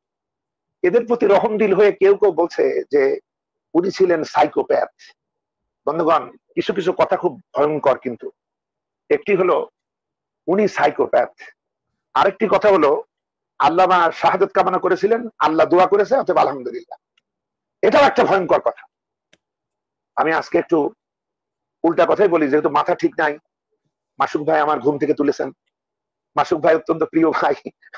মাসুক ভাই এমন একটা কথা বলেছে যে সাইদির প্রতি যদি ভালোবাসা থাকে আপনার আসতেই হবে। তো বললাম ভাই এতে কি কোনো সন্দেহ আছে নাকি, কিন্তু আসলে সারাদিনই এসব নিয়ে ব্যস্ত ছিলাম। যাই হোক, আল্লামা সাইদি তো আমার দিলের অফুরান উৎস। আজকে আমি আমার ইউটিউব সহ ফেসবুকে আমার 2009-এ আমার নির্বাচনের আগের রাতে তার সাথে আমার কি কথা হয়েছে, তার যে কি প্রাণ ভরা দোয়া, কোনো তুলনাই নেই। আল্লাহ পাক সে দোয়া অক্ষরে অক্ষরে কবুল করেছে। আমার ইউটিউবে ফেসবুকে আমি তা দিয়েছি। আমি যে কতবার শুনেছি, আর আমার কাছে মনে হচ্ছে এই মানুষটা নাই, আমি এটা বিশ্বাস করতে পারছি না। আল্লাহর কথাই আমার সান্ত্বনা যে ওদেরকে মৃত বইল না, ওরা জীবিত। তোমরা জানো না, তোমরা হাবাগোবা আহম্মকেরা কি বুঝবা তোমরা এটা। বন্ধুগণ, একটা কথা হলো উনি সাইকোপ্যাথ। আচ্ছা, উনি সাইকোপ্যাথ, এটা ওনার পতনের পরে শুনতে হবে কেন? আমার দেশে তো বহু মনোরোগ বিশেষজ্ঞরা আছেন, তার আগে বলেননি কেন? তাদের একটা শুভাকাঙ্ক্ষী টিম যদি দয়ার্দ্র বশত তার চিকিৎসার জন্য যেতেন, অসুবিধা কি হতো? কেউ তো তার চিকিৎসার কথা বলেনি, সাইকোপ্যাথের চিকিৎসার কথা। পৃথিবীতে আর যারা সাইকোপ্যাথ, এই রোগ কি আর কারো নেই? এই রকমের সাড়ে সর্বনাশ আর কেউ করেছে? যত সাইকোপ্যাথ আছে তারা বড় জোর নিজের ঘরে ভাঙচুর করে, নিজের কারো কারো তারা চেনে না, রগ চটা হয়। কিন্তু ইনি তো পুরা দেশটাকে, পুরা জাতিটাকে, প্রবাসী ভাই বোনদেরকেও সহ সামগ্রিক ভাবে মুসলিম উম্মাহকে তিনি বিপদগ্রস্ত করেছেন। আর প্রচারণার যে মহা সাইনবোর্ড তিনি জাতির সামনে রেখেছেন, তা দিয়ে আপনি বুঝবেনই না। আপনার মনে হবে এত বড় নিষ্পাপ, বেগুনা, মাসুম এবং এত মহৎ আল্লাহওয়ালা মানুষ আর হতেই পারে না। এবং আমাদের এই প্রিয় দেশ আরব বিশ্ব আর লোক পাই নাই, তার হাতেই মসজিদ বানাবার টাকাগুলা দিছিল। এবং তিনি উপজেলায় জেলায় এত মসজিদ, বেটা নদী, ওই যে চট্টগ্রামে এই বেটা আহম্মক, এই যে কবরের মাটি ছাড়া তার পেট ভরবে না, এই বেটা এই কাজগুলা করছে। আজ থেকে প্রায় 6 বছর আগে যখন 19 দিন ব্যাপী সিরাতুন নবী মাহফিলের শেষ দিনে আমার বক্তব্য ছিল, তখন এই নদী আমার বক্তব্যের আগে বন্দী অবস্থায় আমার পিছনেই মসজিদ আটকা ছিল। কি কঠিন পরিস্থিতিতে বক্তব্য দিতে হয়েছে। আমার বক্তব্যের বিষয় ছিল যে ন্যায় বিচার প্রতিষ্ঠায় রাসূলের আদর্শ। ওই বেটা আমার বক্তৃতা সব শুনেছে। এরপরে আমি ওখান থেকে রাত 3টায় বের হতে পেরেছি। চিটাগাং থেকে র্যাব এসছে, সেনাবাহিনী এসছে, আর কত গুলির আওয়াজের ভিতরে আমি এবং বাংলাদেশের বিশিষ্ট বিজ্ঞানী প্রফেসর শামশের আলী দুজনই তখন এক জায়গায় বসা। কি কঠিন ভাবে আমাদেরকে সেই পরিস্থিতিতে কথা বলতে হয়েছে। এই বেটা বক্তব্য শোনার পর পরবর্তী বছর ওখানে যারা আয়োজন করেন তাদেরকে বলেছে এর দাঁত দিলে মাহফিল হবে। পীর সাহেব আমাকে বললেন যে কি করবো। আমি বললাম না, আমি বড় কথা নয়, মাহফিল আমাকে, আমি হয়তো দাওয়াত দিলেও হয়তো ওই দিন পৌঁছাতে পারবো না, এমন হতে পারে, কিন্তু মাহফিল চলুক, এর ধারা অক্ষুণ্ণ রাখতে হবে। একদিন আল্লাহ চাইলে আমাদেরও দিন আসবে, ওই জবর একদিন জের হবে। হয়েছে তাই। ইতিমধ্যে পীর সাহেব আমাকে দাওয়াত দিয়েছেন, আমি 19শে সেপ্টেম্বর আল্লাহ চাইলে আমি 19 দিন ব্যাপী সিরাতুন নবী মাহফিলে উপস্থিত হতে পারবো ইনশাআল্লাহ। বন্ধুগণ, ধর্মের কল বাতাসে নড়ে। আজকে ওকে সাইকোপ্যাথ বলে, তার প্রতি একটা দরদ যে উনি রুগী মানুষ, কি বলেছে আপনারা কিছু মাইন্ড করেন না। বন্ধু, এটা একটা। আর একটা আল্লামার শাহাদাত। আল্লামার শাহাদাত চাইছিলেন কি ওইভাবে ইনজেকশনে বিষ ঢুকিয়ে দেওয়ার শাহাদাত। তার শাহাদাত ছিল, আহা, তার একটা মোনাজাতে আমি শুনেছিলাম যে রাব্বুল আলামিন আমাকে যদি এই কমিউনিস্টরা, এই বাম রামেরা যদি আমাকে হত্যা করে, তবে আমার শাহাদাতের রক্ত যেন লেলিহান শিখা হয়ে এদেরকে সার খার করে নিশ্চিহ্ন করে এই জমিনে আল্লাহর দিন যেন প্রতিষ্ঠা হয়। এই ছিল দোয়া। বিছানায় শুয়ে তিনি শহীদ হতে চান, আর তাকে যদি মেরেও ফেলা না হতো, শহীদের শাহাদাতের নিয়ত যারা করেন তারা তো ঘুমের মধ্যে মৃত্যু হলেও শহীদ হন। সুতরাং ওই ইনজেকশনকে, ওই জানোয়ারটাকে বৈধতা দিয়ে সাইদি সাহেবের শাহাদাত নিয়ে খুব নীরব হওয়ার কোনো সুযোগ নেই, খুশি হওয়ার সুযোগ নেই। তাহলে তো সেই ব্যাটারে আবার পুরস্কৃত করতে হয় যার হাত দিয়ে শাহাদাতের মালা তিনি লাভ করেছিলেন।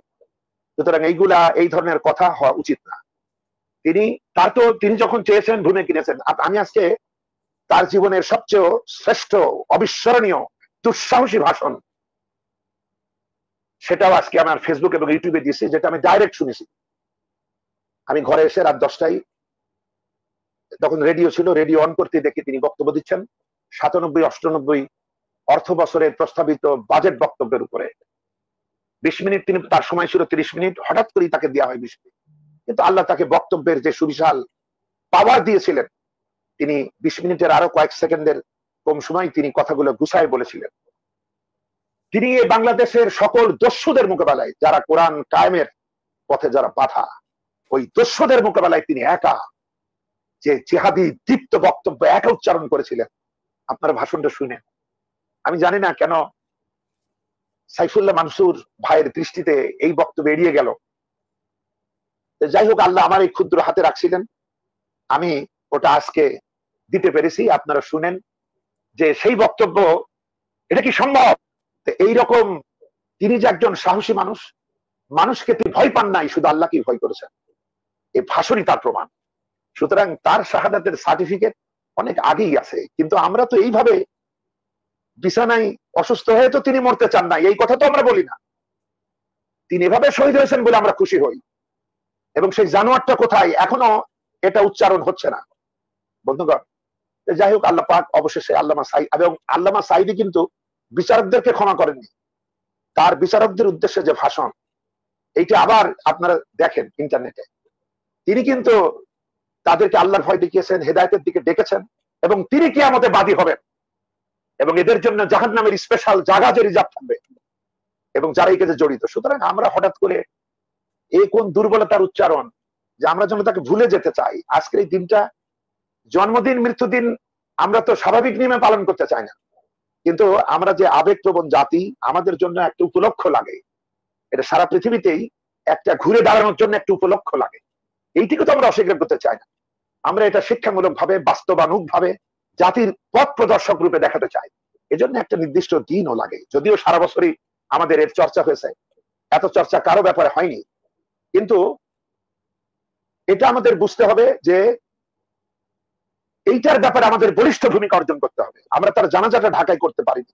তিনি কি উদ্বাস্তু ছিলেন? তিনি কি বিহারীদের মতো কেউ ছিলেন অন্য দেশে যার শিকড়? তিনি কি অন্য দেশের বাসিন্দা? তার ঢাকাতে একটা স্থায়ী বাসস্থান আছে না? তিনি এমপি না? দুনিয়ার সকল এমপিদের সংসদে জানাজা হয়, এই কথাটা কেউ উচ্চারণ করতে পারলেন না কেন?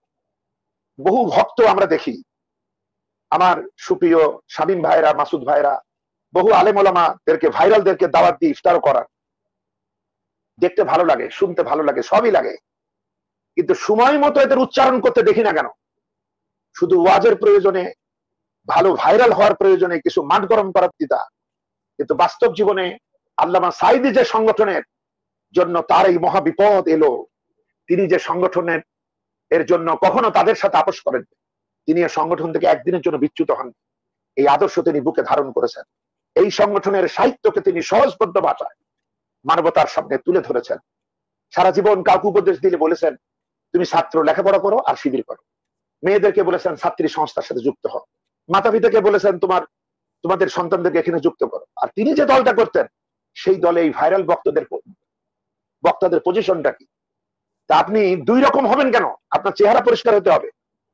আপনি বড় বড় কথা বলেন আর আল্লামার মাদ্রাসায় গিয়ে মাহফিল করার পর বলবেন আমাকে এত টাকা দিতে হবে। কেন? আপনি তো দিয়ে আসবেন। এ ধরনের মুনাফিকি কেন? আমি অনুরোধ করবো এই মুনাফিক গুলা নিয়ে আর কোন ইফতার মাহফিল যেন আমার ভাইজানরা না করে। অনেক বেনামাজির মধ্যেও আল্লামা সাঈদীর জন্য জীবন দিতে পারে এই মানুষগুলো আছে, এদেরকে খুঁজে বের করতে হবে। বহু অখ্যাত অজ্ঞাত মানুষের ভিতরে মানুষ আছে, এদেরকে বের করতে হবে। অবশ্য ভাইজানেরা বেশ কিছু মানুষকে পুনর্বাসনও করেছেন আমি জানি, তারপরও আমি চাই এগুলো করতে হবে। যারা দুধের সর খাবে আর আরামে থাকবে আর বড় বড় কথা শোনা যাবে, এই মানুষগুলার কোনো প্রয়োজন নেই। এদের যে অর্থ করি আছে, এরা একাই আল্লামা সাঈদীর জন্য অনেক কিছু করতে পারে। বন্ধুগণ, 2014 সালের মে মাসের পর আমি যখন উপজেলা চেয়ারম্যান হিসেবে অবসর নেই, তখন ছিলাম ঋণগ্রস্ত। এরপরে মাসুদ ভাই কম বেশি জানে, বছর বছর নির্যাতন নিষ্পেষণের শিকার হয়ে আমাকে ব্যবসা বাণিজ্য গুটিয়ে আমাকে প্রায়শই এই জেলা থেকে ও জেলা, ও জেলা থেকে এ জেলা চলে যেতে হয়। বেশ কিছু ভাই বোন আমাকে সহযোগিতা করেন আল্লাহর পক্ষ থেকে। হিজরতে গেলে মানুষ না খেয়ে থাকে না, আল্লাহ পাক পাখির মতো রিজিক দেন, আমিও পাই। তারপরে তো কিছু সত্য আছে, সংসার আছে, ই আছে, তা আছে। বন্ধুগণ, আমি তো আসলে আল্লামার প্রেমিক। আমি তাকে চিঠি দিতাম প্রিয়তম প্রেমাস্পদ লিখে। এরপরে যখন একটু আবেগ স্বাভাবিক হলো, বয়স হলো, তখন লিখতাম শ্রদ্ধাস্পদ। এই চিঠিগুলো হয়তো কবে একদিন শোনায়ও দেব। আজকেও প্রস্তুতি নিচ্ছিলাম, কিন্তু বিভিন্ন প্রোগ্রাম ছিল যে জন্য পেরে উঠিনি। এমনকি এই সংসদীয় যে ভাষণটা দিছি, এই ভাষণটা রাত্রে শোনার পর তখনই বসে আমি আল্লামাকে যে চিঠি লিখে সতর্ক করে, সেই চিঠিটাও আমি আজকে দিতে চাইছিলাম, কিন্তু আসলে হলো না। এটা দেব যে সেই প্রতিক্রিয়া কি ছিল, টাটকা প্রতিক্রিয়া আমার। উনিও আমার আবেগকে প্রচন্ড স্নেহ করেই দেখতেন। আমিও অবাক হতাম, এত বিরাট একটা মানুষ আমাকে বলেন না। এবং এই যে আমার ভাই কিছুক্ষণ আগে বললেন, শামীম ভাই, যে হুমায়ুন ভাই তো আমাদের ভাই। আল্লামা বলেছিলেন, কে বলেছে আমার 4টা ছেলে, আমার তো 5টা ছেলে। আসলে তার কথা বলে শেষ করা যাবে না, শুধু বলবো তার জন্য কিছু কাজ বাকি আছে। আমি সেই ছাত্র জীবনে বেকারত্ব নিয়ে বাংলাদেশের জেলায় জেলায় ঘুরে, আমি 77 সাল থেকে 85 সাল পর্যন্ত যখন তার বক্তব্য কোনো অর্গানাইজেশন দ্বারা রেকর্ড হতো না, তখন আমি খুঁজে খুঁজে তার যে বক্তব্য নিয়েছি, তখন তো সেগুলা আসলে অডিও ফিল্ম, এগুলা ফাঙ্গাস লাগছে, বারবার রোদ্রে দিতে হয়, কোনোটা চলে না, এরকম বেশ কিছু নষ্টই হয়েছে। এর ভিতরে বাইরে যারা প্রবাসী, তাদের মাধ্যমে কালেক্ট করেছি তার বাইরের বক্তব্য। কি বিস্ময়কর বক্তব্য! বিষয় হলো, আমি এগুলো আর হারাতে দিতে চাইনি। আমি এটা হারাতে দিতে চাইনি। যাদের আল্লাহ সামর্থ্য দিয়েছেন, যাদের অর্থ দিয়েছেন, তারা যদি আমাকে একটু আর্থিক সাহায্য করেন, তাহলে আমি খুব শীঘ্রই আমি এটা ক্রমাগতভাবে তুলে ধরবো। আপনারা জানেন আমার ইউটিউব চ্যানেল ফ্রি, আমার ফেসবুক ফ্রি। এখান থেকে রেকর্ড করে নিয়ে আপনারা আরো সুন্দর করে করবেন, আমার কোনো আপত্তি নেই।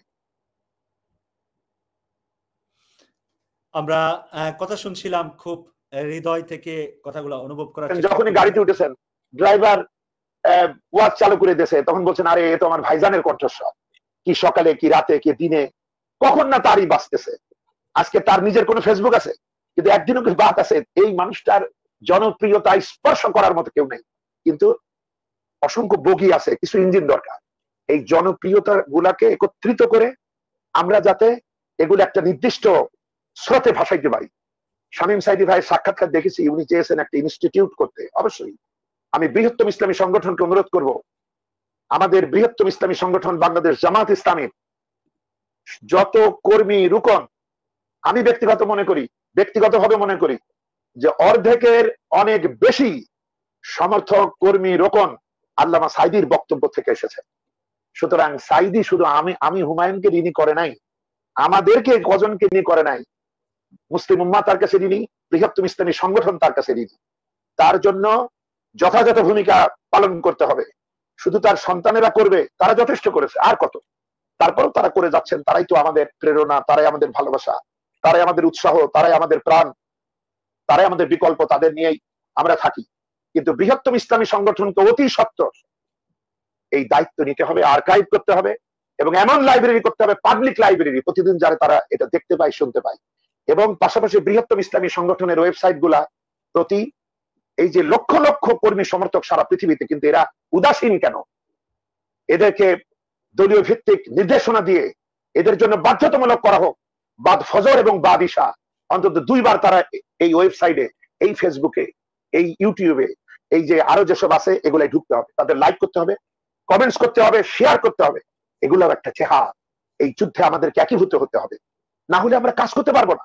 এবং আজকে যারা ভাইরাল বক্তা সংগঠনের পক্ষ থেকে, আমি মনে করি তারা আগামী সিজনে কি বিষয়ে দাস দেবেন, তাদের তাফসিরে কোন কোন কথাগুলো আসতে হবে, এটা রেডি করে তাদেরকে ট্রেনিং দিয়ে মাঠে নামাতে হবে, এদের লাগাম কষে ধরতে হবে।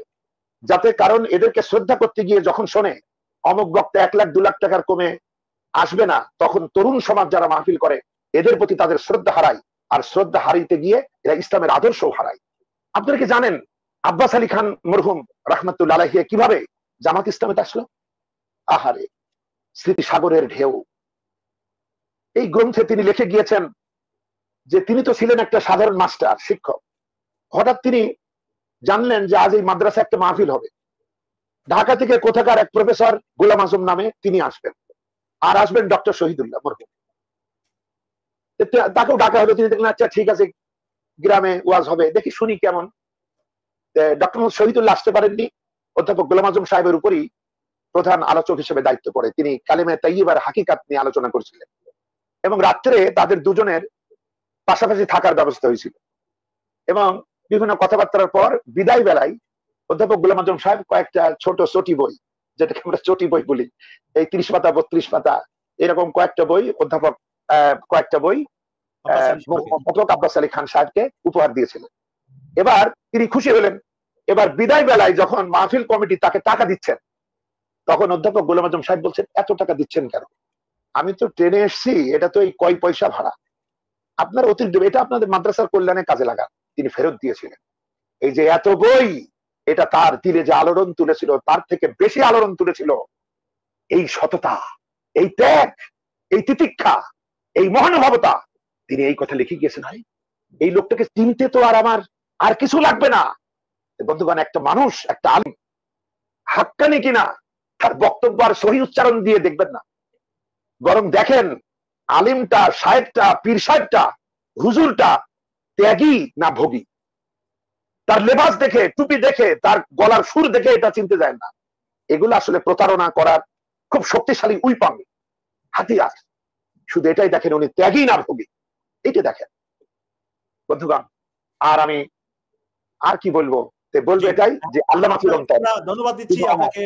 শেষ করার পরে আমাদের ইস্কনের মসজিদের ইমাম। অবশ্যই অবশ্যই, আর আমি সবাই নেব না। আমি একটু দুর্বল অবস্থায় যে কথাগুলো বললাম এবং নিজের জন্য দোয়া চাই। আপনাদের মাধ্যমে যারা শুনছেন তাদের কাছে আবদার করছি যে এগুলো আমি করবো। জি, আমরা কথা শুনছিলাম চুয়াডাঙ্গা উপজেলার সাবেক এটা আপলোড করে দেবো। এজন্য যদি আপনারা এগিয়ে আসেন আলহামদুলিল্লাহ, না এগিয়ে আসলে আমার হয়তো একটু দেরি হবে, কিন্তু আমি আমার আত্মবিশ্বাস হারাই না। আমি শেষ কথা বলছি আল্লামার ওই কথা দিয়ে, যে বদরের ময়দানে এক সাহেব এসে বলছিলেন যে সবার তো অস্ত্র আছে, যুদ্ধ করে, আমার তো কিছু নাই, তা আমার একটা কিছু দেন। নবীজি বললেন আমি তোমার কি দেবো, দেওয়ার মতো তো কিছু নাই। তিনি বললেন যা পারেন আপনার পবিত্র হাতে তাই তুলে দেন। নবীজি তখন একটা শুকনা খেজুরের ডাল তুলে দিয়েছেন। আল্লামা সাইদ এই ওয়াজ করেছিলেন যে ওই সাহাবী এবার ওই শুকনা ডালটা নিয়েই যুদ্ধ করে তরবারি দিয়ে আঘাত করলে যা হয়, নবীর দেওয়া ওইটা দিয়ে তাই হয়। কেউ যদি কিছু না দেন অসুবিধা নাই, আল্লাহ পাক আমাকে সাহায্য করবেন ইনশাআল্লাহ, এবং আমি এই কাজ করব হয়তো আজ আর কাল।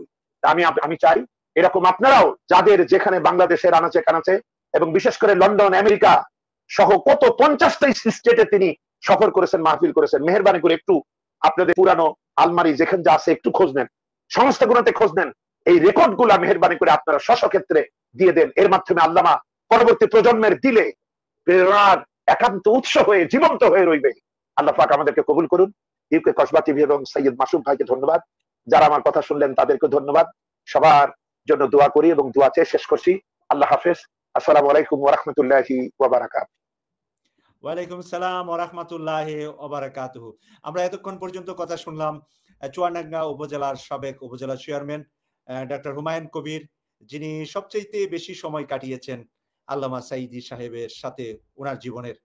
তাই ওনার জীবন থেকে অনেক স্মৃতি, অনেক কথাই আমরা শুনেছি, শিক্ষণীয় অনেক কথা এখান থেকে পেয়েছি।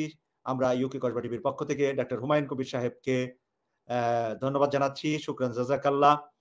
আমরা এখন কথা শুনবো ইসলামের মসজিদের সম্মানিত ইমাম হাফেজ মাওলানা আবুল হুসাইন খান সাহেবের কাছ থেকে।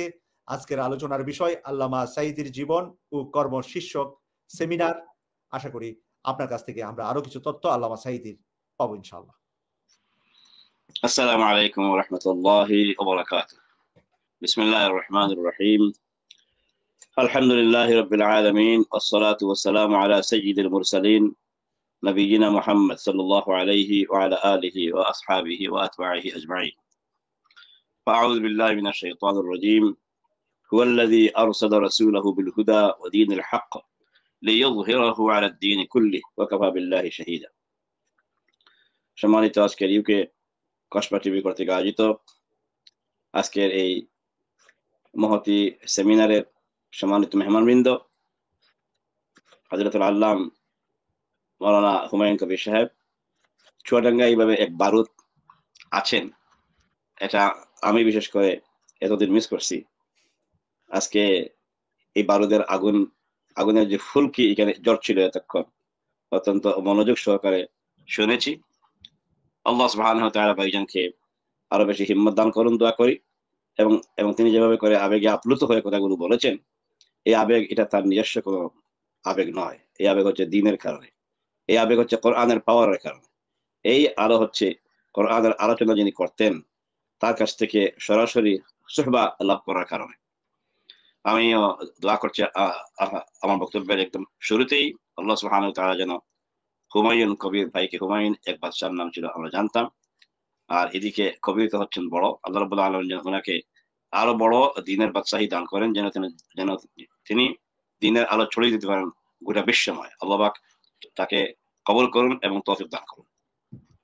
সম্মানিত আজকের অডিয়েন্স, ভাই হন, বোন হন এবং যে যেখান থেকে আমাদের সাথে জয়েন করেছেন, শরিক হয়েছেন, সবাইকে আন্তরিক মোবারকবাদ জানিয়ে, বিশেষ করে ইউকে কসবা টিভিকে শুকরিয়া জানিয়ে যে আজকের এই দিনে এমন এক লোককে নিয়ে, এক ব্যক্তিত্বকে নিয়ে যারা সেমিনার আয়োজন করেছে, আমার বিশ্বাস আল্লাহ সুবহানাহু ওয়া তাআলা ওনার ইউকে কসবা টিভিকে আল্লাহ কবুল করবেন। যেহেতু মরে যাওয়া, শহীদ হয়ে যাওয়া একজন লোক, ধীরে ধীরে মানুষ তার স্মৃতিতে ভুলে যাওয়ার কথা ছিল, তিনি সেই ব্যক্তিত্বকে স্মরণ করিয়ে দেওয়ার জন্য যে আয়োজন করেছেন, সেই আয়োজনের কারণে উনি নিজেও দীর্ঘজীবী হবেন ইনশাআল্লাহ।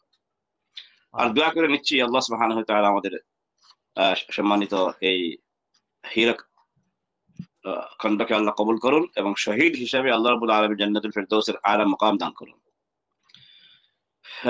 আজকের এই সেমিনারে মাসুম সাইদি ভাই সহ অন্যান্য যত ভাইরা এখানে আছেন, সবাইকে আন্তরিক মোবারকবাদ জানিয়ে আমি কয়েকটি কথা বলতে চাই।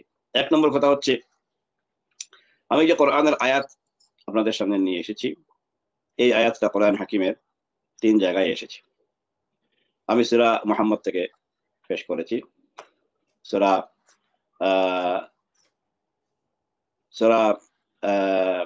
ফাতহ থেকে তিলাওয়াত করেছি, শেষের দিকের এই আয়াতটা। এই আয়াতটির অর্থ আমি শিখেছি হযরত মাওলানা সাইদি সাহেবের কাছ থেকে। আমি তখন ছিলাম ছোট, সম্ভবত দাখিল ক্লাসের 4 অথবা 5 ছাত্র। এই সময় তার কাছ থেকে শিখেছি এই আয়াতের অর্থ। এই আয়াতের অর্থ অন্যভাবে আমি শিখেছি আমার ক্লাসে প্রথমে, কিন্তু উনি যে অর্থ করেছেন যে সকল দিনকে বিতাড়িত করে সেখানে আল্লাহর দিনকে প্রতিষ্ঠা করা, এবং আল্লাহর দিন বলতে কোরআনকে বুঝাই আল্লাহ বুঝিয়েছেন, এবং তিনি আমাদেরকে ওয়াজ মাহফিলের মধ্য দিয়ে সেই দিন মোটামুটি যেটা ব্যাখ্যা করে দিয়েছিলেন, সেই ব্যাখ্যা বড় হয়ে আমি যত পড়েছি অত বেশি পেয়েছি, এবং এটা আমার কাছে প্রতিভাত হয়েছে যে আল্লাহ সুবহানাহু ওয়া তাআলা হযরত মাওলানা দেলাওয়ার হোসেন সাইদি সাহেবকে কোরআনের একটা বোঝ, একটা সমুজ, একটা আন্ডারস্ট্যান্ডিং এবং একটা হাই আন্ডারস্ট্যান্ডিং দান করেছিলেন। এই জন্য তার কাছে এটা ছিল সবচেয়ে বড় একটা সম্পদ যে তিনি কোরআনের আইনকে জারি করার জন্য আল্লাহর এই জমিনে আল্লাহর কিছু গোলাম তৈরি করে সেই গোলামগুলোকে দিয়ে আল্লাহর দিনকে কায়েম করার জন্য একটা বিপ্লবী আন্দোলন করার প্রয়োজন, এটা তিনি উল্লেখ করেছিলেন, এবং সেই দিন তার কাছ থেকে শিখেছিলাম। আরো শিখেছি হযরত মাওলানা থেকে রাহিমাহুল্লাহ ওয়া গফারাল্লাহু লাহু, দোয়া করছি।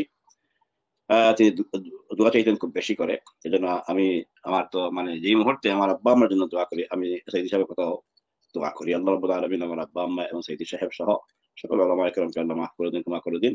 রব্বির হামহুমা কামা রাব্বায়ানি সগীরা, আমি দোয়া করি সবসময়। আমি শিখেছিলাম তার কাছ থেকে ইসলাম একটি পূর্ণাঙ্গ জীবন বিধান। পরবর্তী বছরেই তিনি আরেক জায়গায় মাহফিলে গিয়েছেন আমাদের এলাকায়, আমাদের নিজ বাড়ি থেকে প্রায় 7-8 মাইল দূর আরেকটি জায়গায় তিনি আসবেন। সেই খবর পেয়ে আব্বাজানকে না জানিয়ে, আব্বাজানের বিনা অনুমতি নিয়েই আমরা বেশ কয়েকজন ফ্রেন্ড একসাথে করে গিয়েছিলাম। ওখান থেকে মাহফিল শেষ হয়ে যায় আসরের পর, বাড়ি আসতে আসতে রাত প্রায় 10-11টা হয়ে গেছে। আব্বাজান অনেক খোঁজাখুঁজি করে তিনি পরে শুয়ে গেছেন। তো আম্মার কাছে অনুরোধ করে দরজা খুলে গিয়ে একটু খাওয়া দাওয়া করে গিয়ে শুয়েছি। এরপরে যে কথাগুলো শিখে আসছিলাম, আমরা ইতিমধ্যে আলোচনা করে আসছি, তার কাছ থেকে শিখেছি ইসলাম একমাত্র পূর্ণাঙ্গ জীবন বিধান। ইন্নাদ দীনা ইনদাল্লাহিল ইসলাম।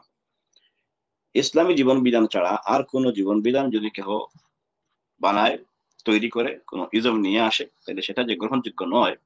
লান ইউকবালা মিনহু ওয়া হুয়া ফিল আখিরাতি মিনাল খাসিরিন। এই কথাটা সেই দিন শিখা, সেই দিন তার কাছ থেকে শিখা। মাদ্রাসার ক্লাস বাদ দিয়ে গিয়েছিলাম, এক দিনের ক্লাস বাদ দিয়েছে সম্ভবত ওই সময় 7 পিরিয়ড থেকে বোধহয় ওই দিন 4-5 পিরিয়ড ছিল। সেই 4-5 পিরিয়ডের ক্লাস আমরা বাদ দিয়ে গেলেও হযরত মাওলানা থেকে প্রায় 2 ঘন্টার যে আলোচনা পেয়েছি, সেটা আমাদের কত হাজার পিরিয়ডের সমান আলোচনা পেয়েছি। আলহামদুলিল্লাহ, আল্লাহ তাআলা কবুল করেছেন, এবং দোয়া করি আল্লাহ রাব্বুল আলামিন ওনাকে মাফ করে দিন এবং জান্নাতুল ফেরদৌসের মেহমান হিসাবে, বড় ধরনের মেহমান হিসাবে আম্বিয়া কেরামের পরই যেন আল্লাহ পাক ওনাকে কবুল করেন। সম্মানিত ভাইসব, আরো শিখেছি ওনার কাছ থেকে সততা, আমানতদারিতা। আরো শিখেছি ওনার কাছ থেকে ইখলাস। এত ইখলাসের পাবন্দী ছিলেন যে কোনো ধরনের কোনো লোভ ওনার অন্তরের মধ্যে ছিল, এটা টের পাইনি। যতবার লন্ডনে এসেছেন আলহামদুলিল্লাহ কয়েকবার তার খেদমত করার সুযোগ পেয়েছি সরাসরি। তো আলহামদুলিল্লাহ আর্থিক যত লেনদেন করেছি তার মাদ্রাসার জন্য, অথবা ওনাকে কেউ যদি কিছু দেয়, যা দিয়েছে ওনাকে হাদিয়া হিসাবে এনভেলপের মধ্যে দিয়েছে, আমরা কেবল এনভেলপ পাস করেছি। কোনো একটা দিন এনভেলপ গুলো কাউন্ট করে নাই, দেখেন নাই কি দিছে, কত দিছে, বাড়িগাড়ি তো প্রশ্নই আসেন। বরং এত সন্তুষ্ট চিত্ত ছিলেন, এত গভীর ইখলাস তার মধ্যে ছিল, আমাদেরকে তিনি এত আদর করতেন। খাওয়া দাওয়া যখন আসতো একসাথে বসে খাওয়া দাওয়া করতাম। তো তিনি খাওয়া দাওয়াতে এক্সপার্ট না, খুব বেশি অমনোযোগী আমি বলবো ছিলেন। কত আইটেমের কত কিছু আসতো, কিন্তু তিনি নিজে খুব হিসেব করে খেতেন আর বলতেন অমুক খেতেন, ওই প্লেটে কম, ওই প্লেটে দেন, ওই প্লেটে কম। এভাবে করে তার সঙ্গীদেরকে তিনি এত লুক আফটার করতেন। তাকে যেখানে লুক আফটার করার কথা বাড়িওয়ালা ব্যবস্থা করেছেন খাস করে তার জন্য, কিন্তু তিনি দেখতাম যে একটু একটু একটু নিতেন প্লেটের মধ্যে আর নিয়ে বলতেন অমুক খেতে তমুক খেতে, যেন মনে হচ্ছে যে আমরা যারা সঙ্গী ছিলাম আমরা খাইলে পরে ওনার খাওয়া হয়ে যায়। এত ত্যাগী ছিলেন। কিছু মহিলা মানে আল্লাহ প্রেমী কিছু মহিলা ছিল। এই গত 3 বছর আগে একজন মহিলা আমাদের ইংল্যান্ডে ইন্তেকাল করেছেন, ওনার নাম ছিল আফতারা বিবি। মহিলা ওই সময় মুরব্বী ছিলেন, তো সাইদি সাহেবকে ডাকতেন আব্বা, আব্বা ডাকতেন, ওনার আবেগ থেকে ডাকতেন। একদিন ওই মহিলা কিছু খাবার নিয়ে আসছেন, নিয়ে এসে বলতেছেন আমার আব্বা কোথায় থাকেন, আমাকে একটু অ্যাড্রেসটা দেন। খুব জোরাজোরি করলেন, আমরা এই অ্যাড্রেস দিলাম না, অ্যাড্রেস না দিয়ে বললাম ঠিক আছে আপনি খাবার কি দেন, এটা আমরা পৌঁছেই দেব। তো দেখা যায় খাবারের একটা প্যাকেট, কিন্তু এর মধ্যে মানে খাবারের সাথে কিছু হাদিয়া আছে, কিছু পয়সাও আছে। তো একটা এনভেলপের মধ্যে পয়সা। তো দেখলাম যে সেই মহিলার যে আবেগ, সুবহানাল্লাহ, এই আবেগ দিয়ে তিনি মানে কি যে করবেন, কি খাওয়াবেন, কি দিলে পরে তিনি সম্মান দেখাতে পারবেন, এটা বলা মুশকিল যে তিনি এত বেশি আবেগ দিয়ে নিয়ে আসছেন। তার হাতে নিজ হাতে তৈরি করে। আমরা বলছি যদি খাবার সময় দিতে চান তাহলে ঝাল দিবেন না, উনি পছন্দ করেন না। তিনি এইসব এই জাতীয় আইটেম তেল ঝাল ইত্যাদি তিনি পছন্দ করেন না। তিনি খুব হালকা পাতলা কিছু খান এবং শাকসবজি মোটামুটি তিনি ভালোবাসেন। এরপরে এই মহিলা তার যে খাবারগুলো নিয়ে আসছে, আমি দেখলাম যে খাবারগুলো নিয়ে এসে পেশ করতেছে আর বলতেছে যেন তার জান দিয়ে দিচ্ছে। এটা কোনো খাবার না, এটা কোনো মানে কি বলে শাকসবজি না, যেন তার নিজের থেকে আনছে, এমন ভাবে এটা তৈরি করে আসছে যে জিন্দগিতে বোধ হয় এই মহিলা কাউকে এইভাবে করে তার নিজের জান দিয়ে মহব্বত দিয়ে এভাবে করে কোনো খাবার বোধ রেডি করে নাই মহিলা। সুবহানাল্লাহ। এভাবে করে মানে বৃদ্ধ মহিলা, আবার বৃদ্ধ মহিলা তার জন্য জান প্রাণ দিয়ে ওনাকে ভালোবাসতো। ভালোবাসার মেইন কারণটা ছিল যে উনি একজন দাঈ ইলাল্লাহ, উনি একজন ওয়াইজ ছিলেন না, উনি একজন পিরসাব ছিলেন না, উনি ফু দিয়ে পানিতে পয়সা দিতেন এই জাতীয় মানুষ ছিলেন না। তার সাথে যারা দেখেছেন ঘুরেছেন তারা জানেন যে উনি একজন খাঁটি দাঈ ইলাল্লাহ। এবং ওমান আহসানু কাওলাম মিম্মান দাআ ইলাল্লাহ ওয়া আমিলা সালিহান, আমলে সালেহ ছিল, দাঈ ইলাল্লাহ ছিলেন, আমলে সালেহ ছিল। এইজন্য তার রাত তাহাজ্জুদ ছাড়া তার রাত পাস হয় নাই। তিনি ছিলেন ইসলামী আন্দোলনের দাঈ, এইজন্য দিন ভরে ওয়াজ করতেন আর রাতে আল্লাহর সামনে দাঁড়িয়ে যেতেন, আল্লাহর সামনে দাঁড়িয়ে যেতেন। আমি দেখেছি তার কাছ থেকে, আমি ইসলামী আন্দোলন শিখেছি, তার কাছ থেকে ইসলামী আন্দোলন শিখেছি, একই সাথে ইখলাস শিখেছি। গোলাম আজম সাহেবের আমার খুব মনে পড়ে তার যে ইখলাস ছিল, একটা এক্সাম্পল না দিলে নয়। আমরা ইংল্যান্ডে সম্ভবত 2007-এ একটা সেমিনার করছিলাম, ইমাম সেমিনার, 7 দিনের সেমিনার ছিল। উনি ছিলেন 1 দিনের বক্তা। প্রফেসর গোলাম আজম সাহেবকে আমরা আনলাম ইনভাইট করে, মেহমান বানিয়ে। সবাইকে আমরা সেই সেমিনারে অত্যন্ত সারগর্ভ আলোচনা ছিল, ট্রেনিং ছিল। ট্রেনিং থেকে যাওয়ার পথে ওনার ছেলে নিয়ে যাচ্ছেন, আমরা ছোট্ট একটা এনভেলপ দিলাম হাতে, আমি নিজে দিয়েছিলাম, আমার সাথে মোহাম্মদ রেজাউল করিম নামে একজন ভাই এখনো বেঁচে আছেন, উনি ছিলেন। আমরা 2 ভাই গেছি ওনাকে একটু বিদায় করে দিতে। তো বিদায় লগ্নে একটা এনভেলপ দিলাম, মাত্র সামান্য কয়েকটা পয়সা। উনি এত রাগ করলেন, সুবহানাল্লাহ, তার রাগের ভাষাটা আজকে শেয়ার করতে চাই, দুনিয়া আজকে উনি নাই। বললেন যে বলেছেন সাহেব এনভেলপ দিয়েছেন, আমি ওয়াজ বিক্রি করি না, আমি ওয়াজ বিক্রি করে খাই না, আমার কোনো খরচ আজকে লাগে নাই, আমার ছেলে আমাকে নিয়ে আসছে, সে নিয়ে যাবে, এই শেষ। এই 2-3টা কথা এনভেলপ তো ফেরত দিলেন। আর এই কথাগুলো বললেন, এক একটা কথা আমার গায়ে মানে আমাকে শাস্তি দিয়েছে, আরে কি না বড় ভুল করে বসলাম এই এনভেলপটা দিয়ে। অথচ একই সেমিনারে আরো অনেকেই আসছিলেন, সবাইকে এনভেলপ দিয়েছি এবং তারা সাদরে গ্রহণ করেছেন। আল্লাহর বান্দার মধ্যে যে এত ইখলাস ছিল এটা আগে বুঝতাম না। বললাম আপনি মেহমান, আপনি দেশ থেকে এসেছেন, একটু হাদিয়া দিলাম। আর কি যে বলবো হাদিয়া বলার পরেই তিনি এভাবে করে 2-3টা কথা বললেন। সবচেয়ে বড় কথা হচ্ছে আমি ওয়াজ বিক্রি করি না। আল্লাহু আকবার। দাঈলুল্লাহ যেটা হচ্ছে ইখলাস। ঠিক এমনি করে তার প্রমাণ পেয়েছি হযরত মাওলানা সাইদী সাহেবের জীবনে। দিনে ওয়াজ করেছেন, বিকেলে করেছেন, রাত্রে করেছেন। তাকে আমরা যখন চেয়েছি, কয়েক জায়গায় তারা দিনের লোক পাওয়া যায় না, রাতে তারা রেস্টুরেন্টে কাজকর্ম করে তারা আসতে পরে ওই আখেরি রাত ওদেরকে পাওয়া যায়। তো আমরা অনেক চিন্তা ভাবনা করতাম যে ওনাকে নিয়ে গেলে ওনার বেশ কষ্ট হয়ে যাবে, রাতে ঘুম হবে না, ও পদট হয়ে যাবে এবং বেশ খুব কষ্ট হবে, থাক দরকার নেই। কিন্তু লোকেদের পীড়াপিড়িতে আমরা পরে নিয়ে গেলাম। এরপরে প্রতিমধ্যে আমরা যাওয়ার পথে গাড়িতে আলোচনা করলাম, আমরা আলোচনা করছি, আর তিনি কিন্তু মানে কান ভরে শুনছেন। আমরা বলতেছি আজকে কি ওয়াজ নসিহত হয় আমরা জানি না, ওখানে তো এই মদ বিক্রি করে লোকেরা বেশি ওই এলাকায়, এবং যারা আসবে ওরা তো মদ বিক্রি করে মানে সারা রাত মদ খাওয়াইয়া পরে আসবে, কি ওয়াজে কি লাভ হবে। এইভাবে আমরা একটু ফুর্তির চলে কথাগুলো পিছনে বসে বসে একটু বলছিলাম, আর তিনি এগুলা শুনলেন। সুবহানাল্লাহ। ওখানে যাওয়ার পর ওয়াজ আর কি করবেন, যে মদের ওয়াজ, সমানে মদের ওয়াজ শুরু হয়েছে। একদম আমরা ওনাকে কই নাই যে আপনি এটা একটা কইয়েন, মুঠেই না, আমরা আলোচনা করতেছিলাম মাত্র। তো ওনার খানে গেল, এরপরে উনি যে ওয়াজ করলেন। অথচ আমাদের ওয়াইজের অবস্থা হচ্ছে যে যেখানে গেলে তাহলে মানে কি বলে পাল তুলে বাতাস যেদিকে ছুটে সেদিকে ওয়াজ করে, কিন্তু উনি সম্পূর্ণ বাতাসের উল্টা ওয়াজ করলেন। এতে বুঝলাম যে দাঈলুল্লাহ হওয়ার কারণে এটা হয়েছে, আর না হয় উনি বাতাস বুঝে ওয়াজ করতেন, এরপরে কিছু মানে পয়সা টয়সা নিয়ে উনি এসে যেতেন যে যাক হয়েছে, আমার কাম হইলে হয়েছে। কিন্তু দেখলাম যে না, ওয়াজ তো দিচ্ছেন, মানে শুধু কাঁচা ভাষায় কোনো গালি দেন নাই, এদূর পর্যন্ত রাখছেন বাকি, আর কোরআন দিয়ে হাদিস দিয়ে যা কিছু বলার মোটামুটি সব বলছেন। এরপরে সব শেষে এসে তিনি আল্লাহর ভয় দেখিয়েছেন যে ও আল্লাহর বান্দারা, আপনারা দেশ থেকে এসে গেছেন, এই জন্য এখানে ফিল করছেন যে এখানে বোধহয় আল্লাহ নাই, আর এখানে এসে এই ব্রিটিশদের কাছে আপনারা ব্রিটিশদেরকে সাদাদেরকে আপনারা মদ পান করাবেন, এই জন্য আল্লাহ আপনাদেরকে আনছেন। এটা ভুল ধারণা। আল্লাহ তাআলা আপনাদেরকে এনেছেন এখানে দিনের প্রচার করতে, মদকে লাঠি মারতে, মদের কাপ ভেঙে দিতে আল্লাহ তাআলা আপনাদেরকে আনছেন এই জন্য। আর আপনারা ভুল বুঝে ওদেরকে এসে মদ পান করাচ্ছেন উল্টা। আপনারা তওবা করুন। একদম মানে আমি বলছি কাঁচা কাঁচা ভাষার গালি ছাড়া আর সবকিছু তিনি এই দিন মানে সম্পূর্ণভাবে তার মন থেকে তিনি মানে ওয়াজ করেছেন, এবং তার যত রাগ ছিল তিনি তার রাগ ঝেড়েছেন ওদের উপর। বলছেন তওবা করে, আসুন তওবা করাই দিই। সুবহানাল্লাহ। শেষে ওয়াজের শেষে দোয়া আর তওবা একাকার হয়ে গেছে, কেমন সবাইকে নিয়ে খুব বেশি কান্নাকাটি করে দোয়া করে দিচ্ছে। এবং সেই দিনের ওয়াজ মাহফিলদের পর থেকে আমরা খবর পেয়েছি শুধু সেই এলাকায় না, যে মদ বিক্রি করলে কি ক্ষতি হয়, কেমন কি পর্যন্ত যে ক্ষতি হয়, এবং হালাল রুজি হয় না, এটা হারাম হয়। এই হারাম খেয়ে খেয়ে তোমরা ইবাদত করবা, এই হারাম খেয়ে রোজা রাখবা, এই হারাম খেয়ে নিজে বাঁচবা, ব্লাড তৈরি হবে, মাকে পাঠাইবা, বাবাকে পাঠাইবা, এই পয়সা খাওয়াইবা, ওদেরও মানে এই ব্লাড হারাম থেকে তৈরি হবে।